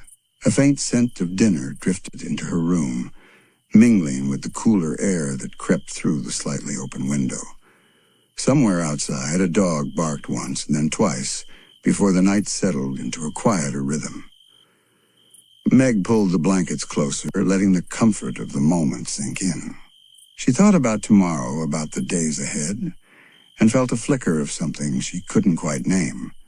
It wasn't excitement, exactly. It wasn't dread, either. Maybe it was simply possibility. The idea that life could still surprise her in ways both small and significant. And in that quiet, she allowed herself to believe that not all of those surprises had to be bad. Peter's presence in the basement that evening wasn't the rowdy, chaotic kind Stewie often prepared himself for. Instead, there was a strange stillness between them. Peter sat slouched on an old recliner, occasionally sipping from a can of Pawtucket Patriot Ale, his gaze flickering between the muted television and the small inventions scattered across Stewie's workbench. It was as though the two of them were sharing an unspoken truce, an acknowledgement that tonight wasn't about jokes, pranks, or sarcastic digs. It was just about existing in the same space. Stewie worked on fine-tuning a small device, the rhythmic click of tools filling the silence, while Peter absent-mindedly hummed a faint tune from some forgotten 80s sitcom. Every now and then, Peter would comment on something trivial, how the chair springs were squeaky, or how he thought a sandwich might fix everything wrong in life. But the tone wasn't demanding or disruptive. Stewie found it almost comforting in a bizarre way. Here was Peter, the human embodiment of chaos, sitting in quiet cooperation like a giant, bumbling roommate. The warmth of the dim basement lighting cast long shadows against the walls, making the place feel cocooned from the rest of the Griffin household's usual noise. The night grew later, and Stewie finally set down his screwdriver, wiping his hands on a cloth. "You know, Peter," he said in a tone that was more reflective than biting, "sometimes you surprise me. You're not always the unbearable oaf I imagine you to be." Peter gave a slow smile, almost shy. "Thanks, buddy. I think." Then he leaned back and let out a deep sigh. "Truth is, I like hanging out down here with you sometimes. No yelling, no Lois telling me to fix the sink, just sitting." There was something in the way he said it, simple, honest, that made Stewie feel an unexpected pang of connection. They didn't need to talk about it. They both understood the strange little bond forming. And when Peter finally dozed off in the recliner, his gentle snores blending with the soft hum of the furnace, Stewie didn't mind the company. In that small, unlikely moment, they were more than just a father and son with wildly different worlds. They were just two souls sharing quiet. The following morning was brisk, sunlight spilling lazily through the kitchen blinds. Lois was already at the counter with a cup of coffee, and Brian was flipping through the newspaper. Stewie padded into the room, still in his pajamas, and immediately caught sight of Peter at the table, half asleep with a plate of pancakes in front of him. The air was calm, almost fragile, as if the house itself had decided to take a break from being the Griffin household. Lois glanced up with a gentle smile. "Sleep well, sweetie?" Stewie, without thinking, nodded. Surprisingly, yes. He climbed into his seat and began buttering toast, his mind replaying the quiet basement evening. It wasn't the kind of thing he'd announce to everyone, especially not to Lois, who might ruin it with an over-the-top sentimental remark. But it lingered in him all the same. Peter grunted something incoherent about syrup and reached across the table without looking, knocking over a small stack of napkins in the process. Normally, Stewie would roll his eyes, but this time he simply passed the syrup bottle along. No lecture, no sarcasm, just an unspoken acknowledgement of last night's truce. Later that day, Stewie found himself outside in the yard, leaning against the garden fence with Brian beside him. The dog sipped from his martini glass, eyes narrowed with mild curiosity. "You seem different," Brian remarked. "Less murdery this morning." Stewie gave a faint smirk. It's nothing. Just had a surprisingly tolerable evening with Peter. Brian chuckled. Tolerable? That's practically a glowing review coming from you. It's not like I've gone soft, Stewie countered. I simply observed a side of him I hadn't before. It was illuminating. Brian took a slow sip. Huh. So you're saying Peter has depth? I wouldn't go that far, Stewie replied, though the corner of his mouth betrayed a hint of a smile. But perhaps he's not as utterly insufferable as I once thought. That's all. The wind rustled through the trees, and for a moment they stood in comfortable silence. It was a rare kind of peace, short-lived perhaps, but real in its own way. Stewie knew the chaos would return soon enough. Quahog didn't stay quiet for long, and neither did the Griffin family. But for now, he was content to let the quiet moments linger in his mind, like faint echoes from a world where things weren't always so loud. And somewhere inside, though he'd never admitted outright, Stewie suspected he might welcome another evening in the basement with Peter. Not for schemes, not for bickering, but for that quiet connection, born in the glow of dim light and the soft hum of a furnace, where even the most mismatched of souls could share a little warmth. Under the dim and almost golden haze of Quahog's late evening, the world outside the Griffin home seemed to slow down, as if deliberately giving the inhabitants inside more time to indulge in their own eccentric brand of chaos. The neighborhood was settling, dogs curling up in their yards, cars pulling into driveways, a distant hum of TV static drifting from open windows. But in the Griffin living room, the atmosphere was anything but quiet. There was movement, there was pacing, there was the sound of a long-drawn sigh that could only belong to Peter. He was standing in the middle of the room, hands on hips, squinting as though trying to solve a puzzle no one had actually asked him to solve. On the couch, Stewie was perched comfortably with his legs crossed, a glass of warm milk resting on the side table next to him. The television wasn't on, and there was no Lois in sight. It was one of those rare pockets of time where Peter and Stewie had the room to themselves without the noise of everyone else bleeding into their moment. Peter broke the silence first. You ever think about how weird it is that people say you sleep like a baby? Babies don't sleep that well. They cry, they wake up, they poop themselves. He trailed off as if he had stumbled upon some profound truth. Stewie gave him a slow, deliberate look, the kind of look he gave when he was measuring how much patience he was willing to spare. Peter, I assure you, that phrase is simply another example of humanity's lack of precision with language. It's metaphorical, much like saying you're as busy as a bee. I have never once seen a bee juggle multiple commitments in a Google Calendar. Peter nodded thoughtfully, though it was clear the reference to digital scheduling had flown right over his head. He plopped himself onto the couch beside Stewie, causing the cushions to sink like a mini earthquake. You know, Stewie, sometimes I think you and me are kind of alike. Stewie tilted his head. That's, alarming. No, Peter insisted, holding up a finger. Hear me out. We both think about stuff a lot. Like the other day, I was thinking, why are mattresses always rectangles? Why not circles or triangles? There was a long pause where Stewie seemed genuinely tempted to ask follow-up questions, but instead he merely sighed. Peter, there's a staggering difference between my calculated contemplation of life and your whatever it is you do. But I will concede that, on occasion, you stumble into an observation that could pass for philosophical, albeit accidentally. The stillness between them was companionable now. Stewie reached for his glass, took a small sip, and let his gaze drift toward the window where the glow from the street lamp pooled on the curtains.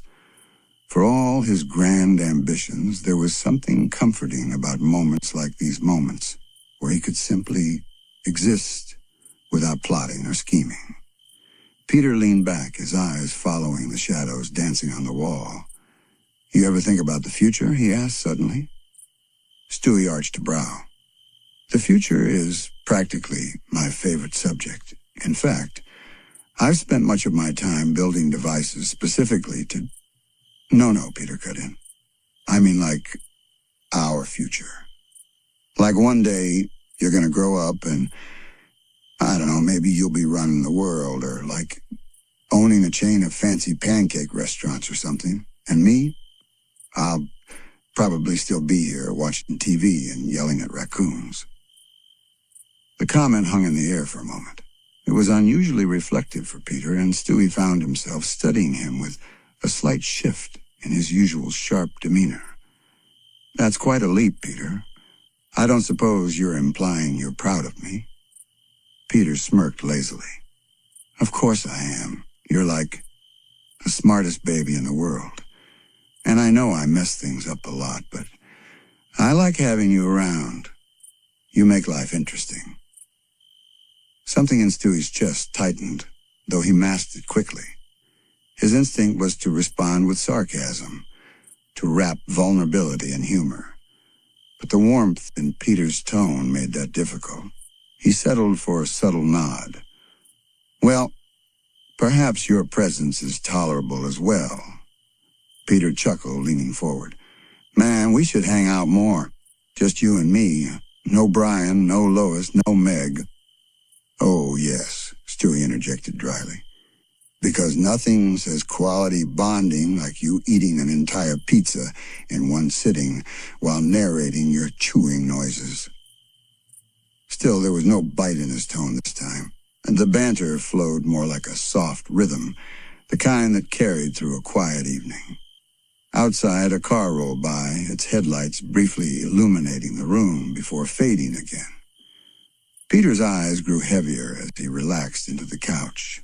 Stewie noticed his own eyelids were beginning to feel the same way. The low hum of the refrigerator in the kitchen, the steady rhythm of Peter's breathing, the muted world beyond their four walls, it all wove together into something that felt almost like a lullaby. Neither of them announced their surrender to drowsiness. Peter's head tilted back, mouth falling open slightly, his snores beginning in slow, staggered bursts. Stewie sat for a moment longer, as if weighing the decision, then slowly slid down the couch so he was reclined too, his small frame sinking into the cushion's soft curve, his eyes closed with a reluctant sort of ease. Somewhere in the house, the faint creak of the stairs signaled Lois moving about upstairs, but it didn't matter. Down here, in this rare and quiet scene, Peter and Stewie shared a silence that was as loud in meaning as any words they'd ever traded. And for Stewie, just for tonight, there was no need to plan the next conquest, no need to worry about the unpredictable madness of the Griffin household. Tonight, the chaos could wait. The night in Quahog lingered with a peculiar hush, one that seemed to wrap the Griffin house in an almost cinematic stillness. Outside, the streetlights cast faint pools of yellow against the pavement, the occasional car sliding past like a dream half-remembered.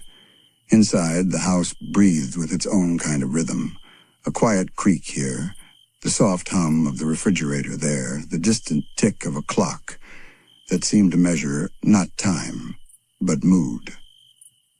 The living room still carried the faint scent of earlier chaos. Popcorn kernels underfoot, a blanket tossed over the couch, and the faint outline of a wine ring on the coffee table from Lois's brief escape into self-indulgence. But now, in this strange lull between night and morning, the house had slipped into a rare and fragile peace. Peter sat in his recliner, tilted all the way back, one hand resting over his stomach as if holding in a laugh that had long since passed. His mouth hung slightly open, the faint sound of a snore puffing in and out in short bursts. It wasn't the thunderous, cartoonishly loud snore Lois often complained about. This was softer, almost human, like the house had turned the volume down on him for once. The TV was still on, playing some late-night commercial for a gadget that claimed to be both a flashlight and a vegetable peeler, but the glow was low, painting the room in flickering shadows. Across from him, Stewie was curled up on the couch under a throw blanket, his head resting on a pillow so oversized it made him look even smaller than usual. His breathing was slow and measured, his lips slightly parted in the kind of slackened calm babies rarely allow themselves.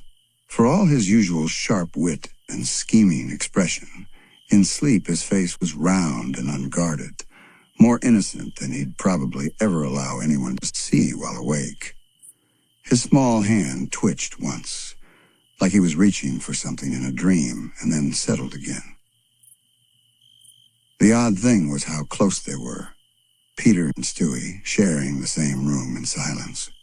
By daylight, they were an unpredictable mix of father and youngest son, buffoon and miniature genius, often at odds in their own eccentric way. But here, in the late hour, they were simply two figures lost in their own dreams, their proximity making it seem almost like they'd stumbled into an unspoken truce. The rest of the house was tucked away in its own layers of rest. Upstairs, Lois lay half asleep in bed, one arm draped over the side as if she might drift down into the floorboards. Chris's room was an audible mess of sleep noises, half snore, half mumble, while Meg's room glowed faintly from a lamp she'd forgotten to turn off, her figure cocooned beneath her blankets. Even Brian had picked a rare spot by the foot of the recliner, stretched out in a lazy half-circle, his tail flicking once in response to some dream dog logic. Downstairs, the television murmured into another infomercial, this one selling miracle pasta strainers, and the air seemed to fold around the scene. The quiet between each flicker of the TV was almost tactile, like the house itself had decided to slow its heartbeat to match the slumber of its inhabitants. If one were to look in on this moment from outside, through the faintly parted living room curtains, it would be hard to believe this was the same household so often consumed by manic energy, arguments, and absurd adventures. Here there were no chases, no shouting, no last-minute catastrophes. Just Peter and Stewie, bathed in dim light, breathing in rhythm, the rest of the world held at bay by the simplicity of sleep. But even in this calm, there was an undercurrent, a feeling that this wasn't just ordinary rest, but a temporary pause before the next inevitable storm of Griffin life. Somewhere deep in their subconscious, the seeds of tomorrow's chaos were already being sown. Peter might wake with a brilliant and terrible idea for breakfast, involving fireworks. Stewie might emerge from a dream with a fresh plot for global domination. But for now, those impulses lay dormant, tucked away in the folds of their dreams. The refrigerator gave a soft hum and clicked off, letting the silence expand for a beat longer. In the distance, a faint wind rustled through the trees outside, tapping gently against the windows. Peter shifted slightly in his chair, his hand falling away from his stomach to hang loosely by his side. Stewie, without waking, pulled the blanket a little tighter around himself, his brow briefly furrowing before smoothing out again. And then, as if the house was collectively sighing, everything settled back into that strange, comfortable quiet, a rare moment in the Griffin household where nobody was yelling, running, or plotting. A moment so rare it felt almost unreal, as though even the animated world had decided to draw in softer lines and use muted colors for just a little while longer. It was a picture of peace, fragile and fleeting, but real nonetheless. The kind that wouldn't last forever, but maybe, just maybe, was worth holding on to while it did. In the dim lull of another Quahog evening, the Griffin household exhaled its usual mix of chaos and calm. The television downstairs murmured faintly. Peter had left it on again, some infomercial selling a blender that could also be used for self-defense in case your salad gets aggressive. But upstairs, the real hum of the night was in the soft rustle of movement, the kind that belonged to lives entangled in more ways than one. Stewie was wide awake in his crib, or at least pretending to be. His eyes glinted faintly in the low light, catching the reflection of the glow-in-the-dark stars stuck haphazardly on the ceiling. He had placed them there himself, or rather, coerced Brian into placing them, strategically aligned to mimic the Orion constellation. To Stewie, even bedtime required astronomical precision. Yet tonight wasn't like the other nights where he would lose himself in thought about cosmic domination or world affairs. No, tonight, the air in the Griffin house felt heavier. Perhaps it was the scent of Lois's cinnamon tea lingering in the hallways, or maybe the echo of something left unsaid at dinner. Peter, for once, had been unusually quiet, his laughter muted, his interruptions few. Meg had retreated to her room early, which wasn't new, but even Chris seemed subdued, quietly sketching in his notebook instead of diving into his usual evening snack raids. Stewie, perceptive as ever, noticed this collective shift. It was as though the house had been wrapped in a soft, invisible blanket of introspection. He liked to think of himself as immune to such sentimental undercurrents, but he knew better. The energy in a room could sway even the most calculating of minds.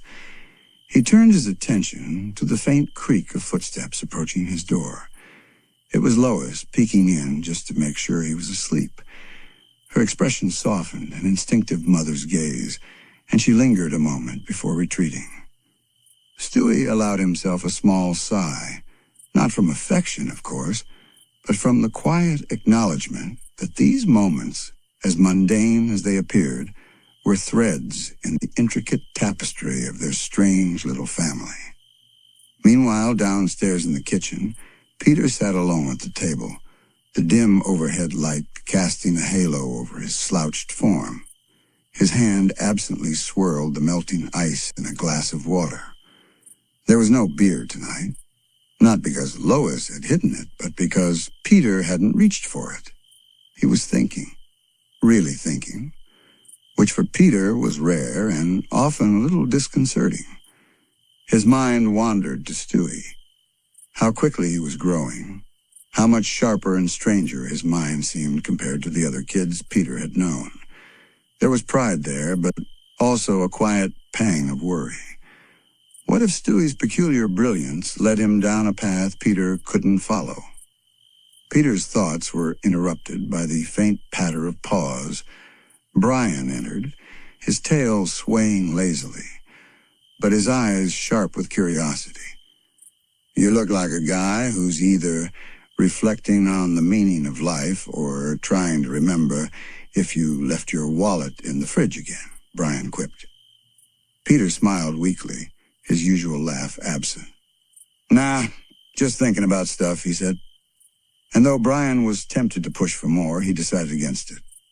Sometimes the weight of a thought wasn't ready to be shared. It just needed to be carried for a while.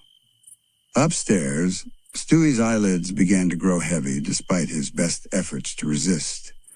His mind wandered to odd dreams he'd had before. Dreams where he and Peter were somehow allies instead of the usual tangled mess of adversary and accidental companion. Dreams where the two of them shared quiet, absurd adventures without the looming shadow of Stewie's schemes or Peter's blunders. They were rare dreams, but when they came, they left a strange warmth in their wake, the kind he wouldn't dare mention to anyone. As his breathing slowed, the soft, muffled laughter of a television audience track floated from downstairs, a gentle reminder that no matter how tangled and peculiar their lives were, The Griffins always found a way to end the day together, even if that togetherness came in the form of shared silences. The house seemed to sigh with them, its wooden frame settling for the night. Outside, the street lamps painted the road in pale, amber light, catching the faint shimmer of dew on the grass. A car passed occasionally, its headlights sweeping briefly across the living room walls before disappearing into the distance. Inside, the rhythm of the household softened into a lullaby of faint noises, Lois turning a page in her book, Chris shifting in his bed, Meg's soft music leaking from her headphones. It was in these moments, when the chaos of the day had drained away, that something unspoken but deeply binding seemed to hum between them all, and in the middle of it, Stewie and Peter, so wildly different in mind and spirit, were perhaps more alike than either of them would ever admit. The room seemed to hum with that peculiar kind of stillness that only settled over Quahog in the late hours, when the noise of the day had been tucked away under blankets of darkness. In the Griffin house, that calm didn't feel entirely natural. It always carried a faint undercurrent of mischief, as if the walls themselves knew that peace never stayed long here. Yet tonight, Peter found himself unusually reflective. The kind of reflective where his mind wandered in big, uneven arcs, skipping between nonsense and something surprisingly profound, though he'd never admit the latter to anyone, not even Lois. He was alone in the living room, sprawled awkwardly in the recliner like someone who couldn't quite commit to sleeping, but couldn't keep their eyes open either. On the TV, muted cartoons flickered in a loop of garish colors, lighting up his face for split seconds before fading again. It was in this half-dreamy daze that he heard footsteps upstairs, not heavy, but purposeful. They didn't belong to Lois. They didn't belong to Chris. They were lighter, with that almost tiptoeing quality that was both stealthy and deliberate. "Stewie," Peter muttered under his breath. Sure enough, the baby emerged from the top of the staircase moments later, dressed not in his usual yellow and red attire, but in a miniature, overly dramatic robe, as though he had just stepped out of a Victorian murder mystery. In one hand, he carried a notebook, in the other a half-eaten graham cracker. His face wore that oddly intense expression that suggested either deep contemplation or that he just won a small argument with Brian in the kitchen. "Ah, Father," Stewie said with exaggerated gravitas. "Just the oaf I wanted to see." Peter blinked. "You mean man? Or guy? Or—" No, I chose my words carefully," Stewie interrupted. "I've been making observations about this household, about you, and, well, about life in general. And I've decided that tonight is as good a night as any to document certain truths." Peter's brow furrowed as he leaned forward in the recliner. "Is this another one of those things where you tell me I'm in a simulation?" No, Stewie waved a hand dismissively, "though that theory still holds potential. This is different. Tonight I'm conducting an experiment on human connection, and you, Peter Griffin, are my test subject." No, there was a brief silence as Peter processed this. "Okay, but do I have to, get in a big tank of water? Because I'm still drying off from the last time you tricked me into that." Stewie ignored the comment and walked briskly to the couch, hopping up with surprising ease. He placed the graham cracker on the armrest, opened his notebook, and clicked a tiny pen. "We're going to spend the next few hours engaging in what I believe normal humans refer to as bonding.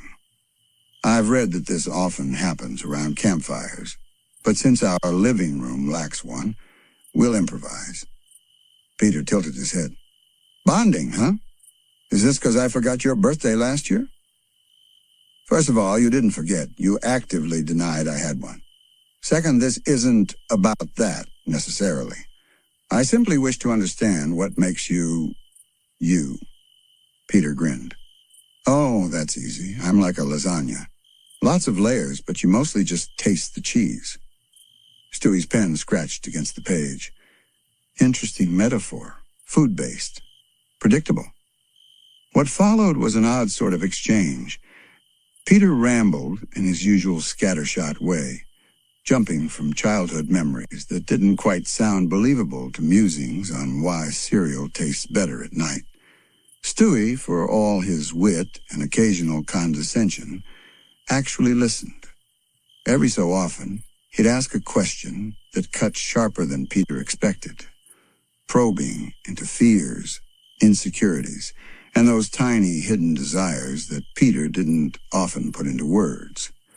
Peter admitted he sometimes worried that his kids saw him as a joke more than a father. Stewie, oddly, didn't mock him for it. Instead, he tilted his head and jotted something down before offering a small, almost imperceptible nod, as though to say, "Noted? You're more than you think." Time slipped away like that. The muted cartoons kept playing. The outside world remained wrapped in its late-night hush. Inside, father and son, so different in every conceivable way, sat in the same room, speaking in rhythms that didn't come often in the Griffin household. Eventually, Stewie shut his notebook with a crisp snap. "I believe I have enough material for now." Peter, stretching in the recliner, yawned. "So, what'd you learn?" "That you're flawed," Stewie said matter-of-factly, "but in ways that are oddly, consistent. And that perhaps, you're more aware of your shortcomings than you let on." He slid off the couch, picking up the graham cracker again. "Don't get used to this, Father.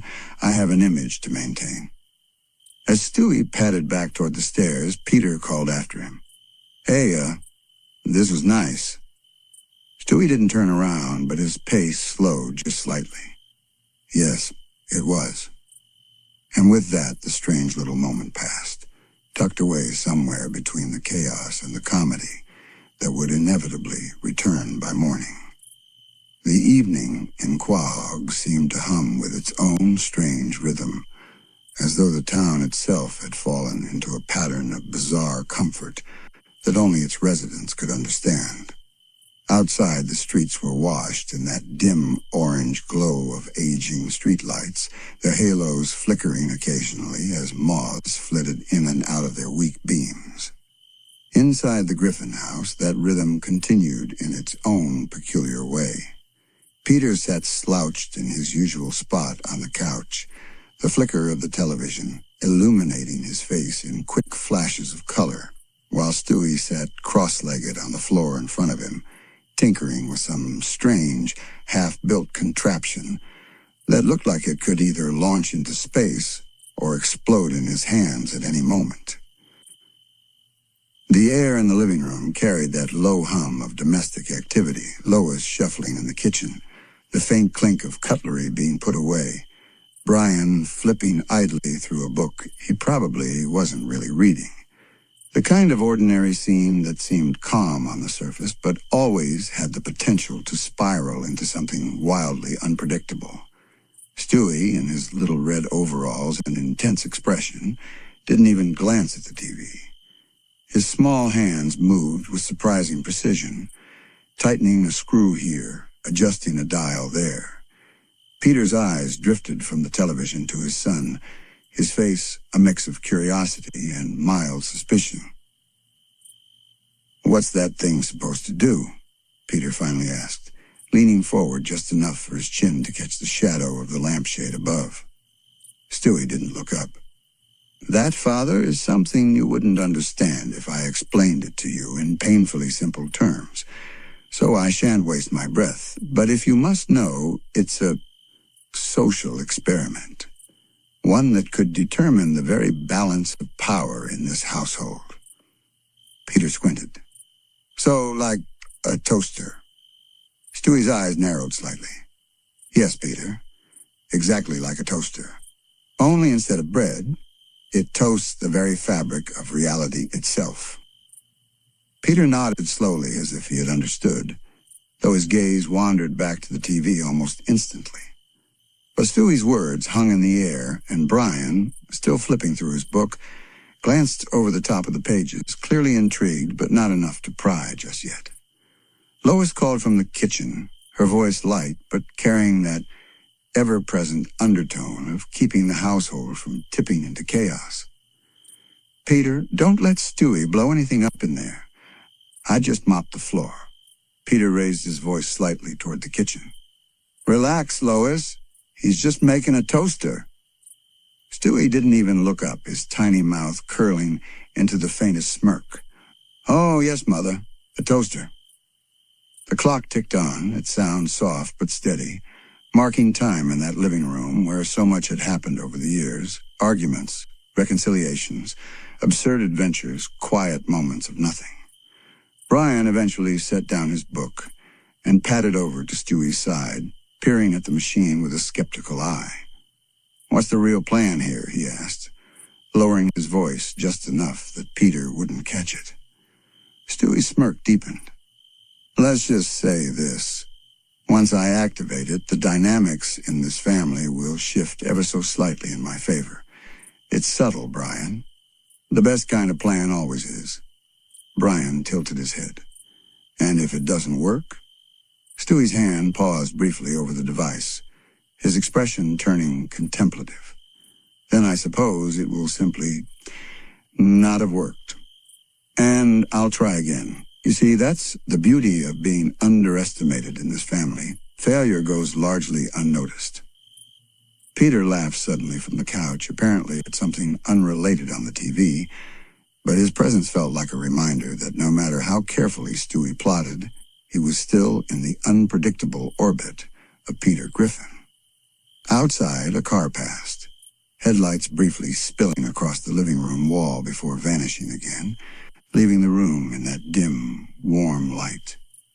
It was the kind of evening that felt like it could stretch on forever, ordinary yet quietly loaded with potential, like a fuse waiting to be lit. And somewhere deep down, Stewie relished that feeling. He knew all too well that nothing in this house stayed ordinary for long. It was on one particularly quiet morning that the Griffin household felt almost like a painting, motionless yet alive with the subtle details. Outside, the pale light of dawn was struggling to seep through a light fog that had settled over Quahog, wrapping the neighborhood in a muted haze. The leaves on the backyard trees hung heavy with dew, each drop catching the faintest glimmer of early light. And somewhere in the distance, a dog barked lazily, as if reminding the world it still had a pulse. Inside, the air carried a calm weight, the kind of stillness that made even the smallest sounds feel amplified. The creak of the floorboards, the hum of the refrigerator, the occasional soft rustle of someone turning over in bed. Peter was in the kitchen wearing his usual green pants and a white shirt, but today there was a slowness in his movements, a strange deliberation as he poured himself a bowl of cereal. The clink of the spoon against the ceramic echoed faintly. He wasn't making one of his usual chaotic messes. Instead, he stared down at the cereal as though trying to read something in the pattern of floating oat rings. It was unusual. Peter Griffin, silent and contemplative, was a rare sight, and yet here he was, leaning slightly over the counter, his elbow resting near the milk carton. Stewie, meanwhile, was perched on his high chair at the table, legs swinging idly, a cup of warm milk in front of him. His head tilted slightly as he studied Peter with that analytical gaze that always seemed far older than his small frame. There was a shared quiet between them. Not an uncomfortable silence, but one that seemed to acknowledge something they couldn't quite put into words. Stewie sipped his milk, the faint tap of the cup against the table breaking the stillness for just a moment before fading back into the muffled calm. Brian wandered in, his claws making a gentle tapping sound on the kitchen floor. He gave a brief glance to both of them before heading toward the coffee pot. There was no witty remark this time, no playful jab, just a slow exhale as he filled his mug. The atmosphere seemed to have taken hold of everyone, like they'd all silently agreed to preserve this rare morning stillness, to not shatter it with noise. Even Lois, usually bustling around by now, had chosen to stay upstairs, perhaps enjoying a few extra minutes of rest. Outside the kitchen window, the fog was thinning slightly, revealing the faint outline of the Griffin's mailbox. A single car passed by, its tires making a soft hiss on the damp road, the sound fading almost as soon as it arrived. Peter's eyes lingered on the window for a moment, as if the quiet road outside was speaking to him. He didn't say anything, though, just shifted his gaze back to his cereal and stirred it slowly. In moments like these, the family's dynamic changed without them even realizing it. They weren't the loud, eccentric Griffins the neighborhood saw every day. They were just people sharing a morning in the soft hush of an early hour. Stewie's expression softened slightly as he let his gaze drift to the fog outside. In that quiet, he could almost imagine a world where things stayed like this, where every morning was this slow, this gentle. And yet deep down, he knew the Griffin household could never remain still for long. Chaos, in its own strange way, was their natural rhythm, and stillness was just the rare pause between bursts of absurdity. The sound that finally broke the quiet came from the front of the house, a soft knock at the door. Not loud, not urgent, just enough to carry through the muted air. Brian's ears perked slightly, and Peter looked up, his brow creasing in mild curiosity. Stewie turned his head toward the hallway, the smallest spark of interest flickering in his eyes. Whoever it was, they had chosen a strange hour to visit. Peter took a moment before setting his spoon down and shuffling toward the door.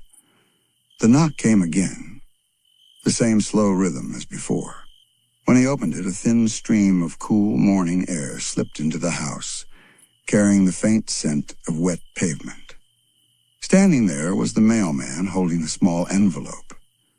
There was nothing unusual about him. Same blue cap, same neatly pressed uniform. But the way he held out the envelope seemed just slightly deliberate. "Special delivery," he said, his voice quiet but clear. Peter took the envelope, muttering a casual thanks, though his eyes lingered on it for a moment before shutting the door. He turned it over in his hands, feeling its weight, or rather, its surprising lack of it. No return address, no markings beyond his name written in a clean, looping script. Stewie, watching from the table, immediately picked up on the peculiarity. "What's that, fat man?" he asked, his tone casual but his interest sharp. Peter shrugged, walking back toward the kitchen. "Dunno, somebody sent me a letter, I guess." He held it up briefly before sitting down and tearing it open. A single folded sheet of paper slid out, landing on the table with a soft whisper. As Peter unfolded it, the rest of the kitchen seemed to lean forward ever so slightly, Brian's ears angling toward him, Stewie's eyes narrowing, even the hum of the refrigerator feeling quieter somehow. Peter read the contents silently at first, his expression unreadable. Then, slowly, his mouth curved into the faintest of smirks. "Well, this is interesting," he murmured. Stewie's chair creaked as he leaned in. "Care to elaborate, or are we all just supposed to bask in your air of mysterious intrigue?" Peter tapped the paper against the table, then set it down so the others could see. The letter was short, only a few lines. No greeting, no signature, just a single statement written in tidy handwriting. "Meet me at the bench by the old train station at midnight. Come alone." Peter stared at the paper for another beat, as though the ink might rearrange itself into something less cryptic if he just glared hard enough. The kitchen light above them buzzed faintly, throwing a warm glow over the scene, yet the air felt cooler now, thinner, like the moment before a storm. Brian tilted his head, scanning the neat script, his brow furrowing. "Classic," he muttered.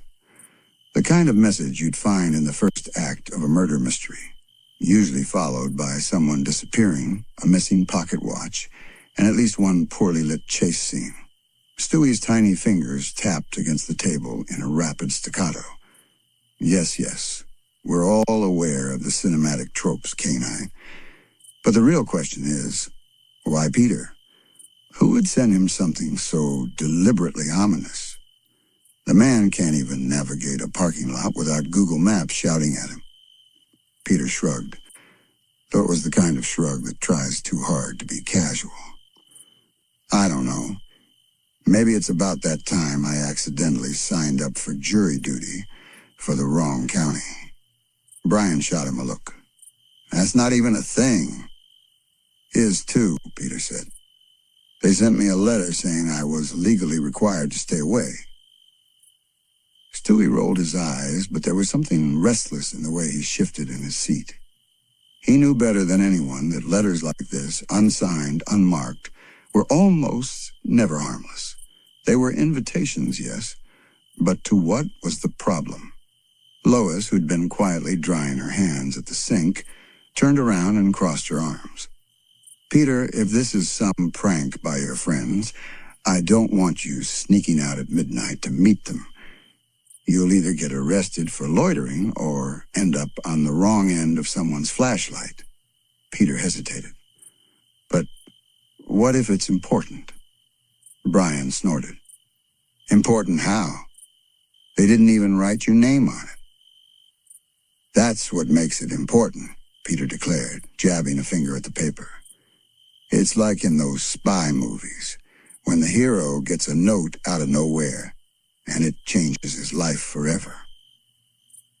Stewie pushed his chair back and hopped down, walking over to stand beside the table.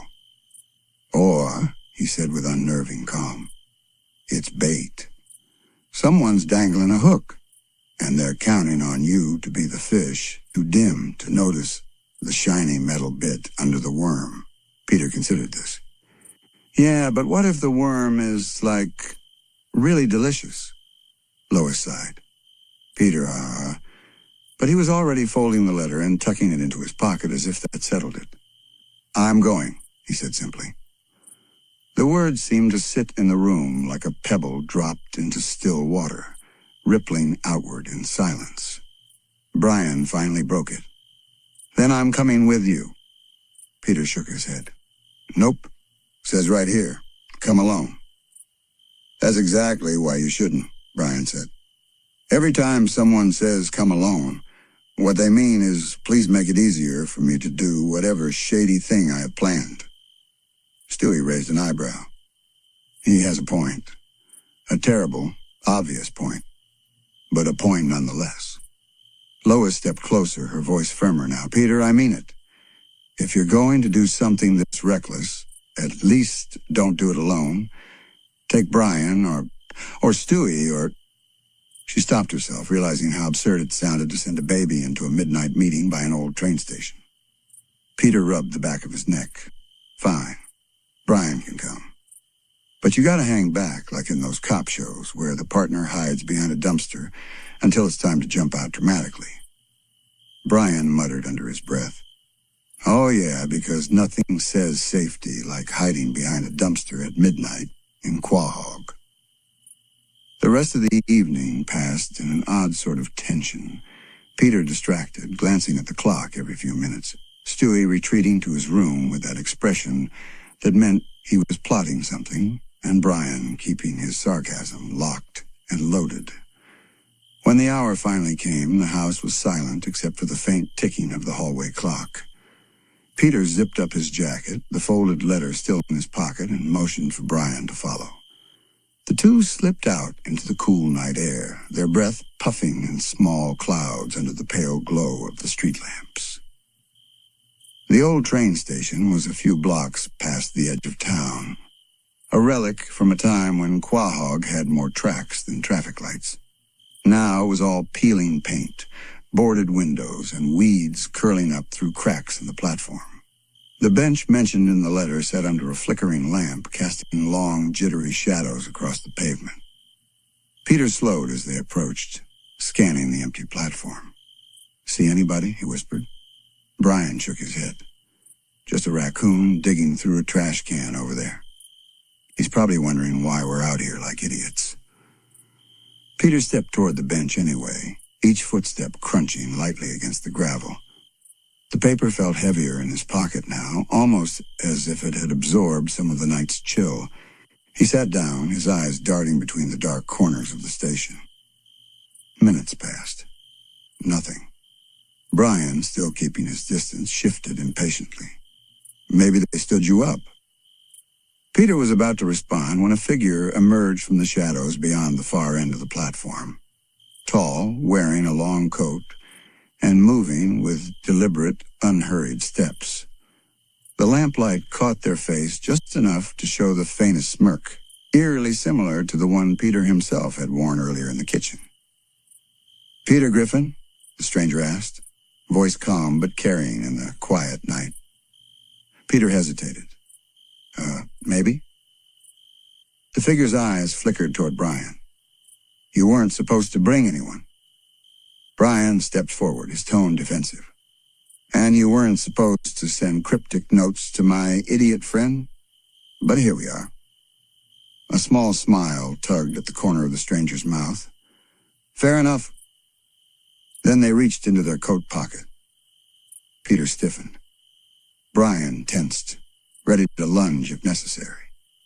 But what came out wasn't a weapon. It was another folded piece of paper. The stranger held it out toward Peter, who took it cautiously, unfolding it under the flickering lamplight. This time the message was longer, handwritten in the same tidy script. "Oh, you're closer to the truth than you realize, but if you want answers, you'll have to earn them. Tomorrow night, same time, same place, and this time, come alone." Peter looked up, but the stranger was already walking away, their coats swaying with each step, until they disappeared into the shadows once more. Peter read the words again, slower this time, as though they might rearrange themselves into something less unsettling. Lois craned her neck over the table to see, her brow furrowing immediately. "That's, creepy?" she said flatly. Brian's tail gave the faintest flick against the floor. "Creepy is one word. Stupid would be another. You're not actually considering going, are you?" Peter shrugged, pushing his chair back with a slow scrape. "I don't know. Could be important, could be nothing, but it's kind of cool, right? Like I'm in one of those spy movies?" Stewie snorted. "Yes, Peter. A spy movie starring a middle-aged man whose greatest espionage feat is sneaking extra pudding cups into his lunchbox." Lois shot him a look, but didn't bother defending Peter from that particular jab. Her eyes remained fixed on the letter, scanning the neat penmanship, as though it might reveal something more. No name, no detail. Whoever sent this knows where you live, Peter. That's not something to take lightly. Peter scratched at his chin, feigning deep thought. Or maybe they just looked in the phone book. Brian gave him a dry glance. "Yes, because nothing says urgent midnight meeting like old-fashioned directory services." There was a pause, a collective inhalation as the idea lingered in the air. Outside, the sound of a car passing on the street seemed louder than it should have been, breaking the silence just enough to feel intrusive. Finally, Lois folded her arms. "If you're going, you're not going alone." The letter's single instruction, "come alone," hung between them like a challenge. Peter hesitated, glancing down at the page again, and for just a flicker of a moment something passed over his face. Curiosity, maybe, or the faint edge of unease. Stewie leaned back, a mischievous grin tugging at his mouth. "Well, now I want to know what's at this mysterious bench. Perhaps it's treasure, or perhaps a trap. Either way, I'm in." Brian groaned. "You're not in." This sounds like exactly the kind of bad idea that turns into a headline the next day. But Lois wasn't entirely opposed. She knew Peter well enough to understand that forbidding him would only make him more determined. Instead, she sighed, her voice low. Fine. If you're going, we're doing it smart. No wandering into a dark, empty train station without a plan. Peter perked up. Ooh, like a stakeout? Exactly, Lois said. We'll go early, watch from a distance, see who shows up. If it looks bad, we leave. No heroics. Stewie's eyes glittered. Speak for yourself, woman. I excel at heroics. Brian muttered under his breath. You excel at chaos. The conversation drifted into logistics. When to leave, where to park, how to stay out of sight. The rest of the day passed with a quiet undercurrent of tension, each of them pretending to go about their routines while the thought of that midnight meeting gnawed at the edges of their minds. By the time the sky had deepened into the deep velvet of night, the decision was made. They piled into the car, Peter driving, Lois beside him, Brian and Stewie in the back. The streets were nearly empty, the glow of the street lamps casting long shadows that swayed in the summer breeze.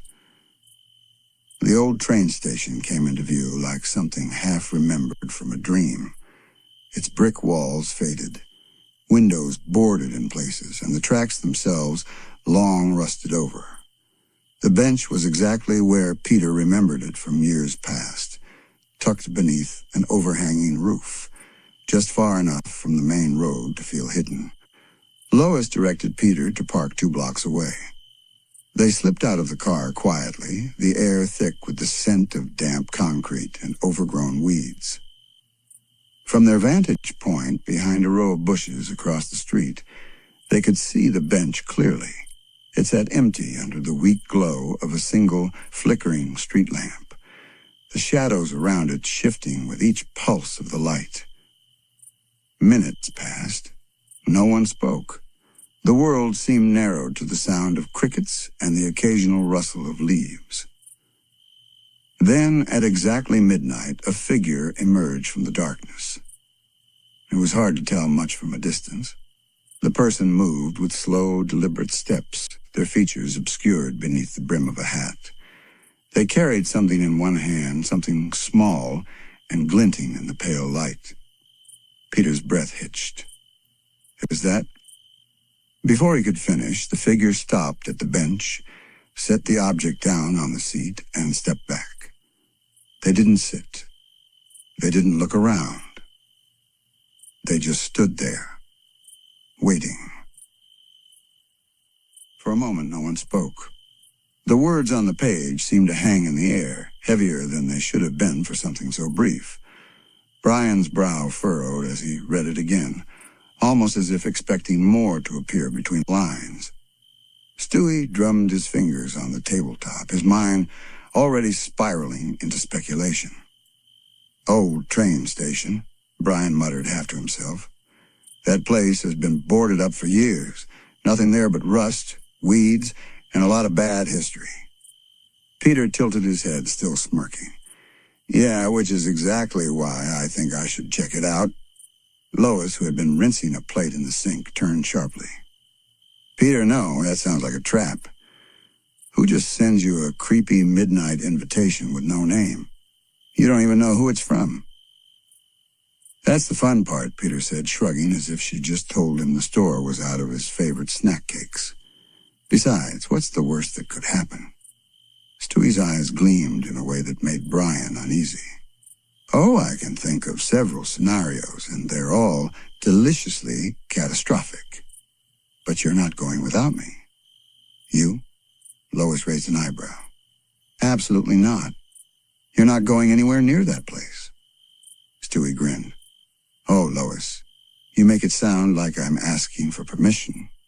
How quaint. Brian sighed, pushing back from the table. Look, if someone's trying to lure you out there, Peter, it's not going to end well. And if you go, you're not going alone. We need to figure out what this is first. Peter looked from Brian to Stewie, then back to the note. Or, hear me out. I go, I see what's up, and if it's nothing, We all have a good laugh about it tomorrow. Lois crossed her arms. And if it's not nothing? Peter hesitated, his smirk fading slightly. Then, I guess we find out the hard way. That uneasy answer seemed to settle over the room like a thin layer of frost. Stewie broke it first, sliding down from his chair. Well, I'm making preparations. Midnight rendezvous in a derelict location? I wouldn't miss it for the world. The hours leading up to midnight seemed to move strangely, too fast and too slow at the same time. The sun dipped below the horizon, and the house felt oddly quieter than usual. Even the TV in the living room seemed muted, its canned laughter failing to fill the space. Brian found Peter in the garage, rummaging through an old cardboard box. Please tell me you're not packing snacks for this. Peter glanced up, holding a flashlight in one hand and a dented metal thermos in the other. Not just snacks. Coffee, too. I'm not going to get out there and fall asleep before the spooky stuff happens. Brian shook his head. You're impossible. A faint creak on the stairs caught both their attention. Stewie emerged from the shadows wearing a small black coat and carrying a satchel that looked far too organized for something he'd thrown together in an hour. Gentlemen, he said in a hushed voice, I trust we're ready for whatever grim delights await us. Brian frowned. You're actually coming? Of course I'm coming. What's the point of a mystery if you're not there to savor every twist and turn? Peter grinned. Yeah, and if it's just an old guy feeding pigeons, at least we'll have company. The old train station set at the far edge of town, past the last flickering street lamp and into the stretch of road that felt like it belonged to another time. The building was a hulking, weathered structure, its windows boarded, its once bright paint faded into dull shades of gray. A chain-link fence leaned tiredly against one side, and weeds claimed the cracked pavement. They approached slowly, and the gravel crunching under their feet. The night air was cool, carrying with it a faint scent of rust and old wood. There's the bench, Brian whispered, nodding toward a shadowed shape just outside the station's entrance. It sat beneath a lamppost that flickered weakly, casting more unease than light. Peter walked ahead, his steps confident, but his eyes scanning the darkness. Stewie and Brian followed, their ears straining for any sound beyond the whisper of the wind. When they reached the bench, Peter looked around. No one's here. Yet, Stewie corrected. They waited. Minutes ticked by. The flickering light buzzed above them, each stutter making the shadows seem to shift. Brian's tail twitched. Maybe it's a no-show. Then, from the far end of the platform came the sound of footsteps. They were slow, deliberate, and grew louder with each passing second, and out of the darkness stepped a figure, face obscured by the hood of a long coat. The figure stopped several feet away, just beyond the reach of the lamplight. Peter took a step forward. Hi? I'm Peter. You sent me the note? The figure tilted their head but said nothing. Brian stepped up beside Peter. Look, if you got something to say, now's the time. Finally, the figure spoke, the voice low and deliberate. You don't know me, but you need to hear what I have to say. The tension was sharp enough to cut. Stewie's eyes narrowed. And why, pray tell, should we trust a shadowy stranger at midnight? Because, the figure said, taking a step closer, if you don't, something very bad is going to happen to you and your family. For a split second, the figure's face was visible, just enough to see the pale skin, the sharp eyes, the faint scar along the jawline. Then the light stuttered once more, swallowing the details back into shadow. Peter swallowed hard, suddenly unsure if this was the fun adventure he'd imagined. What kind of bad? The figure glanced over their shoulder as if checking for unseen eyes. The kind you can't laugh your way out of. Brian exchanged a look with Stewie, who raised one eyebrow as if to say, finally, some real drama. The figure reached into their coat pocket. I don't have much time. Take this. They extended a small folded envelope toward Peter. Under the dim kitchen light, the letter lay between them like an unspoken dare, its stark message feeling heavier than the paper it was written on. Stewie's gaze remained fixed on it, his tiny fingers drumming the edge of the table, not out of impatience, but out of calculation. Brian leaned back, his ears still perked, but his tone skeptical. You're not actually considering going, are you? Peter shrugged, still wearing that faint smirk, the kind that meant his mind was already drifting toward the thrill of the unknown rather than the possible danger. I don't know, Bree. Feels kind of exciting. Midnight meeting, old train station, mystery person. What's not to love? What's not to love? Stewie repeated, his voice dripping sarcasm. Oh, I don't know. Maybe the glaringly obvious possibility that it's a trap, or a setup, or, heaven forbid, the beginning of one of those predictable, Peter stumbles into something ridiculous and nearly gets all of us killed situations. Peter waved a dismissive hand. Come on, Stu. You watch too many crime shows. This could be, like Destiny or something. Lois, who had been quietly rinsing a mug in the sink, turned toward them, her brow creased in that familiar blend of worry and exasperation. Peter, I don't like this. The whole thing sounds fishy. No name, no explanation, and it's in the middle of the night. You don't even know who sent it. That's the fun part, Peter grinned. No, Peter. The fun part is staying home and not getting mugged in a creepy abandoned place. Lois shot back, her voice firm. Stewie pushed the letter toward himself, scanning the handwriting like a detective sifting through clues. The penmanship is peculiar. Neat, precise, controlled, suggesting a personality that's meticulous, but perhaps hiding something. This isn't a random note. This is crafted. Brian arched a brow. And that's supposed to make us feel better? It's supposed to make me feel intrigued, Stewie replied flatly. Because if this is indeed a trap, it's not some sloppy amateur. This has been thought out. Peter's eyes lit up, missing the point entirely. See, even Stewie thinks it's cool. Lois folded her arm, standing her ground. Peter, if you're really going, you're not going alone. That's final. The declaration hung in the air, and for a moment no one spoke. Even Peter hesitated, as if picturing himself strutting into the shadowy station, with backup somehow diminished the allure of the clandestine meeting. But then his grin returned, stubborn as ever. All right, fine, but I'm picking my team. Brian rolled his eyes. Oh, great. It's Ocean's 11, but with less planning and more stupidity.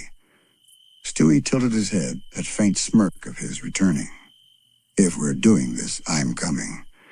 Someone has to keep you from tripping over your own idiocy before we even get there.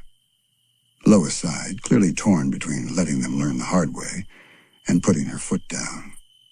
But the truth was, something about that letter tugged at her curiosity, too, though she'd never admit it out loud. Peter finally stood, stuffing the note into his pocket. Midnight at the old train station. We're going to solve a mystery, gang. Brian muttered under his breath. Or start one. The rest of the night trickled by with an uneasy tension. Even the house seemed quieter, the ticking of the living room clock more pronounced as the hours edged closer to midnight.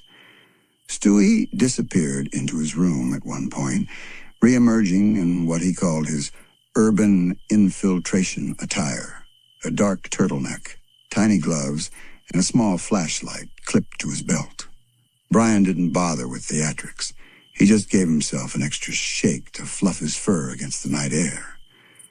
Peter, on the other hand, showed up in a trench coat and fedora he dug out of the attic, looking more like a clumsy detective from a bad noir film Then someone prepared for a real-life midnight rendezvous. Lois caught them at the door, her expression still uncertain. "You're all insane, you know that?" "Yeah," Peter said cheerfully. "But we're fun insane." The walk to the old train station was longer than Peter remembered. The streets were mostly empty, the streetlights casting pools of orange light on the cracked pavement. Every so often, a car would pass, headlights sweeping over them before vanishing into the dark again. The further they went, the more the air seemed to change, cooler, quieter, touched by the faint smell of rust and damp wood. The train station loomed ahead, a shadowy silhouette against the night sky. Its roof sagged in places, windows boarded or shattered. The once busy platform was overgrown with weeds, and the distant echo of a dripping pipe carried through the stillness. Peter stopped just shy of the steps, looking around like a kid about to enter a haunted house. "Man, they really let this place go." "Understatement of the century," Brian muttered. Stewie stepped forward, scanning the shadows with sharp, deliberate glances. The letter said the bench, which means somewhere visible enough to approach, yet far enough from cover to prevent a quick ambush. "If I were laying a trap here, I'd..." He stopped mid-sentence, spotting it. A lone bench under a flickering platform light, just far enough from the main building to feel exposed. They approached slowly. Every step seemed louder than it should have been, every flicker of the light above stretching shadows across the platform, like reaching fingers. Peter looked around, clearly expecting someone to jump out at any second, though he wasn't sure if he hoped it would happen or not. When they reached the bench, there was no one there, just an envelope placed dead center on the seat, as if it had been waiting for them. Stewie's brows rose.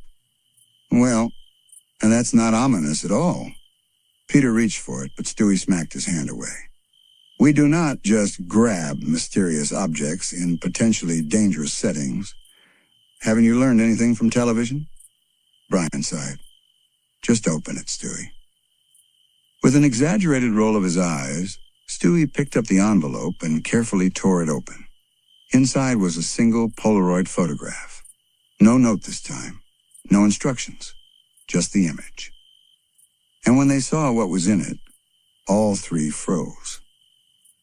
Under the muted glow of a lone street lamp, Peter lingered near the edge of the driveway, the night air brushing against him with a kind of stillness that felt unnatural for Quahog. He wasn't in his usual brash, barrel-chested stride. Instead, each step toward the sidewalk felt measured, like he was walking toward something that was pulling him in more than he was moving toward it. The note had been folded into his pocket, and though he'd read it enough times to have the words branded into his memory, his hand kept going back to touch it, to confirm it was still there. Brian patted quietly at his side, his collar tag clinking softly into the dark. "You realize this is exactly how horror movies start, right? Some cryptic message, a lonely meeting spot, and no witnesses except maybe a stray raccoon with trust issues." Peter shot him a sideways glance. "That's why you're here. You're my, the guy in the movie who warns about the danger and then gets eaten by the swamp monster." "Comforting," Brian muttered, shaking his head. They turned down a side street where the pavement was cracked and uneven. Streetlights spaced so far apart the darkness between them felt like empty rooms. Peter could feel the pulse of something, not adrenaline exactly, but anticipation pushing him forward. The old train station came into view, its brick walls mottled with graffiti, its windows long since shattered or boarded up. The bench was still there, crooked and splintered, sitting under the skeletal outline of what had once been a ticket awning. Peter stopped a few paces away, scanning the shadows. "Well, this is it." Brian sniffed the air cautiously. "I don't smell anyone." "That's good, right?" "Not necessarily. Smelling someone means They're at least a thing that exists, not smelling them. Brian trailed off, his tail flicking uneasily. Peter stepped closer, his shoes crunching over gravel. He looked at the bench, half expecting some hooded figure to emerge from behind it with a dramatic flourish, but there was no one. Then faintly the wind shifted, and with it came the sound of footsteps, slow, deliberate. From the shadows at the far end of the platform, a figure emerged. It wasn't menacing at first glance, average height, long coat. The collar turned up against the breeze, but something about the way they moved was unsettling. They didn't just walk forward, they seemed to slide into the dim light, their face still obscured by shadow. "You came," the figure said, their voice low but steady. Peter swallowed. "Yeah, well, you wrote me a note. You know how I am with notes. I can't resist them. Even grocery lists make me feel like I'm part of a spy thing." The figure ignored the joke. "I don't have much time. What I'm about to tell you, you can't share it with anyone, not even them." They tilted their head ever so slightly toward where Brian stood, ears alert. Peter frowned. That's kind of tough. He's my talking dog. He's like 90% of my good ideas." "Peter," the figure said sharply, "listen to me." That edge in their tone cut through his usual goofiness.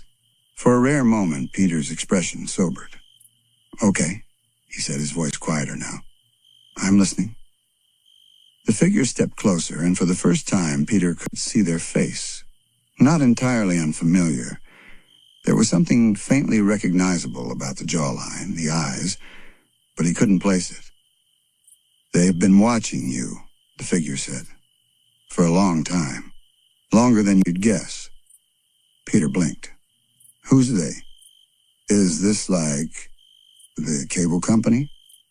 'Cause I already sent them the remote back." "It's bigger than that. You've stumbled into things before, little pieces of it. The strange events, the coincidences, the people who seem to show up in your life for no reason. None of that was random. You were meant to notice. And now, you're meant to act." Brian stepped forward, unable to hold back. "Look, pal, if this is some vague prophecy thing, you're going to have to do better than cryptic sentences and ominous pacing." The figure's eyes flicked toward him. "You should have stayed home, dog." Peter's heart rate kicked up, not from fear exactly, but from the sense that whatever was happening wasn't just some prank or misunderstanding. "Well, what do you want me to do?" Peter asked. The figure hesitated, as though weighing how much to reveal. Then they reached into their coat and pulled out a small, worn notebook, its leather cover cracked from age. They handed it to Peter. "Start with this," they said. "But be careful. Once you open it, things will start moving, and you won't be able to stop them." Peter stared at the notebook in his hands. It felt heavier than it should, as if the pages themselves were carrying something more than ink. When he looked up, the figure was already stepping back into the shadows. "Wait," Peter called. "What am I supposed to—" But they were gone. Brian's ears flattened. "I hate it when people do that." Peter looked down at the notebook again and back toward the darkness where the figure had vanished. Somewhere in his gut, he knew this wasn't going to be the kind of mystery you could just shrug off. This was the kind that grabbed you by the collar and dragged you along whether you wanted it or not. And tonight, it had just started. The night wrapped around Peter like a heavy blanket, the cool air carrying a faint metallic tang that seemed to sink into his lungs. Each step toward the old train station felt deliberate, the crunch of gravel beneath his shoes echoing far too loudly in the stillness. The streets were almost deserted, save for the occasional flicker of movement behind curtained windows, or the low hum of a distant street lamp fighting the urge to give up and go dark. He passed familiar landmarks, each one looking slightly off under the pale wash of moonlight. The corner deli, normally a warm pocket of neon and chatter, sat shuttered and silent, its awning swaying gently in the breeze. A rusted bike leaned against the side of the laundromat, its chain dangling like a loose thread. Peter's gaze lingered on these details, his mind both hyper-focused and strangely adrift, as if walking through a version of Quahog that belonged to someone else's memory. The station loomed ahead, its shape a dark silhouette against the patchwork sky. The building had been out of service for decades, ever since the tracks were abandoned, in favor of the newer commuter lines. Its roof sagged slightly in the middle, shingles missing like gaps in a crooked smile. The benches outside were weather-worn, their wooden slats warped and splintered, but one stood out under the dim glow of a single overhead bulb. Peter slowed as he approached it.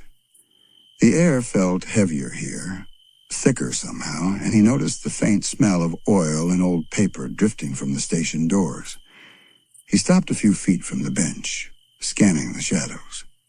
For a moment, the silence pressed in so tightly that even his breathing seemed intrusive. Then a figure shifted in the darkness. It wasn't abrupt. No sudden jump, no aggressive movement, just a slow, deliberate step forward. The figure was draped in a long coat that brushed the tops of the shoes, the collar turned up so high it nearly met the brim of the wide hat, shading their face. The effect was unsettling. Peter couldn't make out a single defining feature. "You came," the voice said. It was low, measured, and somehow familiar, though Peter couldn't place it. "Well, yeah," Peter replied, his own voice sounding a touch more casual than he felt. "I mean, you wrote a whole dramatic letter. Be rude not to show up." The figure tilted their head slightly as if studying him. "You shouldn't joke. This isn't that kind of meeting." Peter felt a ripple of unease, but he held his ground. "Then maybe you should tell me what kind of meeting it is." There was a pause, the kind that seemed to stretch far longer than it actually was. Finally, the figure moved closer, just enough for Peter to catch a glimpse of their mouth, a tight, controlled line. "You've been looking in the wrong places," they said. "The questions you're asking, they won't get you the answers you think you want." Peter frowned. "So what? You're saying I should stop asking?" "I'm saying," the voice replied, "that some answers come with a price you can't pay, and others you won't want once you know them." The wind stirred, rustling the dry weeds at the edge of the lot. Peter felt his fingers twitch at his sides. "If that's supposed to scare me, it's not working. I just want the truth, whatever it is." The figure's mouth curved just slightly, just enough to register as something that could have been a smirk or a grimace. "The truth," they said, "isn't a single thing. It's 1,000 little pieces, scattered and sharp. And right now you're holding one without realizing how deep it cuts." Peter's jaw tightened. "Then why call me here? Why not just tell me what you mean?" Another pause, then. "Because some things can't be told. They have to be shown." Before Peter could reply, the figure reached into their coat. His muscles tensed automatically. But instead of a weapon, they withdrew a small envelope. No markings, no writing, sealed shut. They held it out, their gloved fingers hovering in the space between them. "Take this," they said. "But don't open it until you're alone. And whatever you do, don't show it to the others. Not yet." Peter stared at it, the weight of the moment settling into his chest. Finally, he reached out and took the envelope. It felt heavier than it should, as though it carried more than paper. When he looked up again, ready to demand at least some explanation, the figure was already stepping back into the shadows. "Midnight tomorrow," they said. "The old pier. Come alone again." And then they were gone. Peter stood there for a moment, his breath fogging in the cold air, the envelope clutched in his hand. He glanced down at it, then back toward the empty space where the figure had been. His heart was still beating a little too fast. The walk home felt longer than it had any right to be. Every corner seemed sharper, every noise magnified. He kept glancing over his shoulder, half expecting to see the figure trailing him, but the street stayed empty. By the time his house came into view, the eastern sky was starting to pale, the first hints of morning brushing the horizon. Inside, the warmth of the kitchen felt almost jarring after the chill outside. He placed the envelope on the table, resisting the urge to tear it open right there. Stewie's voice echoed faintly in his head, sharp, suspicious, and endlessly curious. Don't show it to the others. Not yet. Peter sat for a long while, staring at it, the quiet of the house pressing around him. He knew he'd open it soon. Just not now. Peter didn't sleep much that day. Even when he finally dragged himself upstairs and lay in bed, the edges of his thoughts kept circling back to the envelope. It sat downstairs on the kitchen table, quiet and motionless, but somehow it felt like it was calling to him. Like the second he closed his eyes, the contents would seep into his mind anyway. Lois noticed he was off during breakfast. She asked twice if he was feeling okay, and both times he just mumbled something about being tired. Stewie, on the other hand, seemed content to let the silence sit between them, though Peter could feel the baby's gaze flicker toward him every so often, sharp and assessing. The day dragged. Peter tried distracting himself, watching TV, aimlessly scrolling through his phone, even going out to mow the lawn, but everything felt oddly hollow. By late afternoon, he found himself back at the kitchen table, staring at the envelope again. His fingers drummed lightly against the wood. Finally, he gave in. The paper tore with a sound that seemed far too loud for the empty room. Inside was a single sheet, folded once. No writing this time, at least not in ink. Instead, it held a photograph. Peter froze. It was a picture of him. Not from long ago, recent. He was sitting at the clam, beer in hand, laughing at something off camera, but what sent a shiver down his spine was the angle. This wasn't a casual snapshot from a friend's phone. The photo had been taken from outside the bar, through the window, the lens focused perfectly on him. His eyes lingered on the glossy surface. In the background, barely visible, was a reflection in the glass, a silhouette. Same height, same build, maybe even the same coat as the figure from the pier. Peter swallowed. He'd been watched longer than he thought. That night, as midnight approached, the sense of inevitability pressed heavier against his ribs. He didn't even bother telling Lois he was going out, just grabbed his coat and slipped into the quiet streets. The pier looked different this time. The wind was stronger, the water darker, the wood beneath his shoes groaning like it didn't want him there.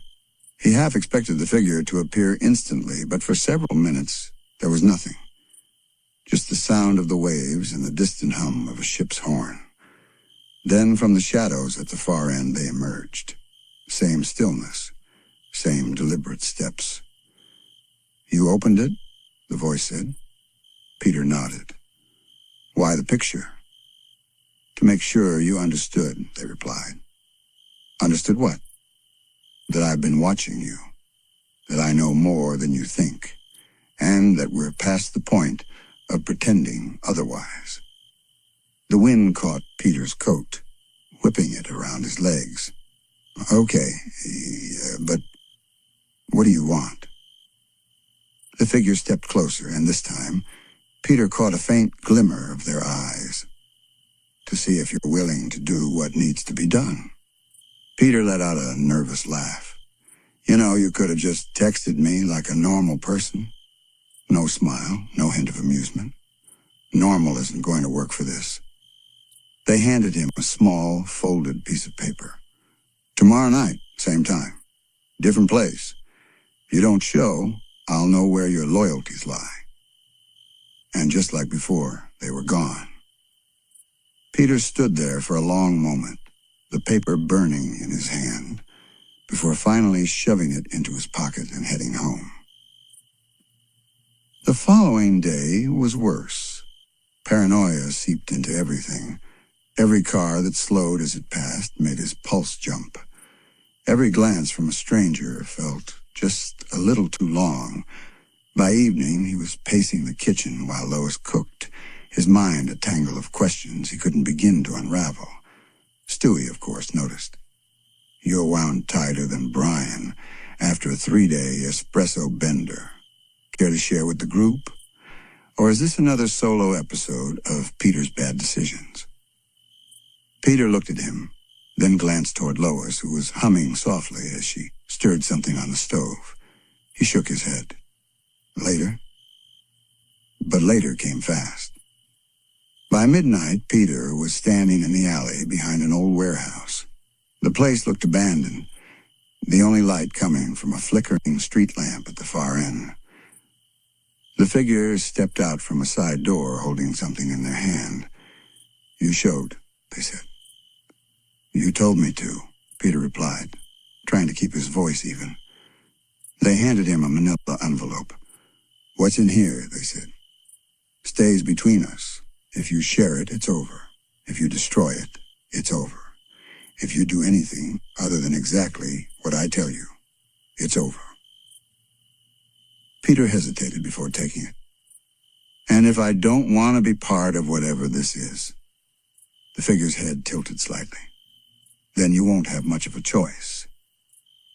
They turned and disappeared into the warehouse, leaving Peter standing there with the envelope in his hands and the weight of something far bigger than himself pressing against his chest. By the time he made it home, the sky was starting to pale again. He slipped inside quietly, not wanting to wake anyone, but Stewie was waiting in the living room. "You've been busy," the baby said, his voice low. Peter froze. "How do you?" "I heard the door. Twice in 2 nights. Same time." "That's not coincidence." "And you've got that look in your eye, the one that says, you've stumbled into something you don't understand but are too stubborn to walk away from." Peter sank into the couch, the envelope still clutched in his hand. "You're not wrong." Stewie leaned forward. "Then let's stop pretending. Open it, right now." For a moment, Peter hesitated. Then, with a deep breath, he tore the envelope open. Inside were a series of photographs, each one sharper, clearer than the last. They weren't of him this time. They were of Lois. And not just Lois. Lois meeting someone in a dimly lit cafe. Lois standing in the doorway of a building Peter didn't recognize. Lois accepting a small package from a man whose face was turned away from the camera. Peter's stomach tightened. "What is this?" Stewie's eyes flicked over the images. Evidence or bait or both. The final photograph was different. It was taken at night outside their own house. Lois was on the porch, phone pressed to her ear, smiling faintly. But in the corner of the frame, almost hidden in shadow, was the same silhouette Peter had seen before. The figure had been here. Peter didn't sleep after that. The morning light felt thin and cold as it filled the kitchen. The photographs spread across the table like pieces of a puzzle he didn't know how to solve. By the time Lois came downstairs, he'd shoved them back into the envelope and tucked it out of sight. She kissed him on the cheek, smiling, completely unaware of the storm churning beneath his calm expression. But Stewie knew, and Peter knew that Stewie knew, and in that quiet, unspoken exchange between them, there was an understanding. Whatever this was, it wasn't going away. It had only just begun.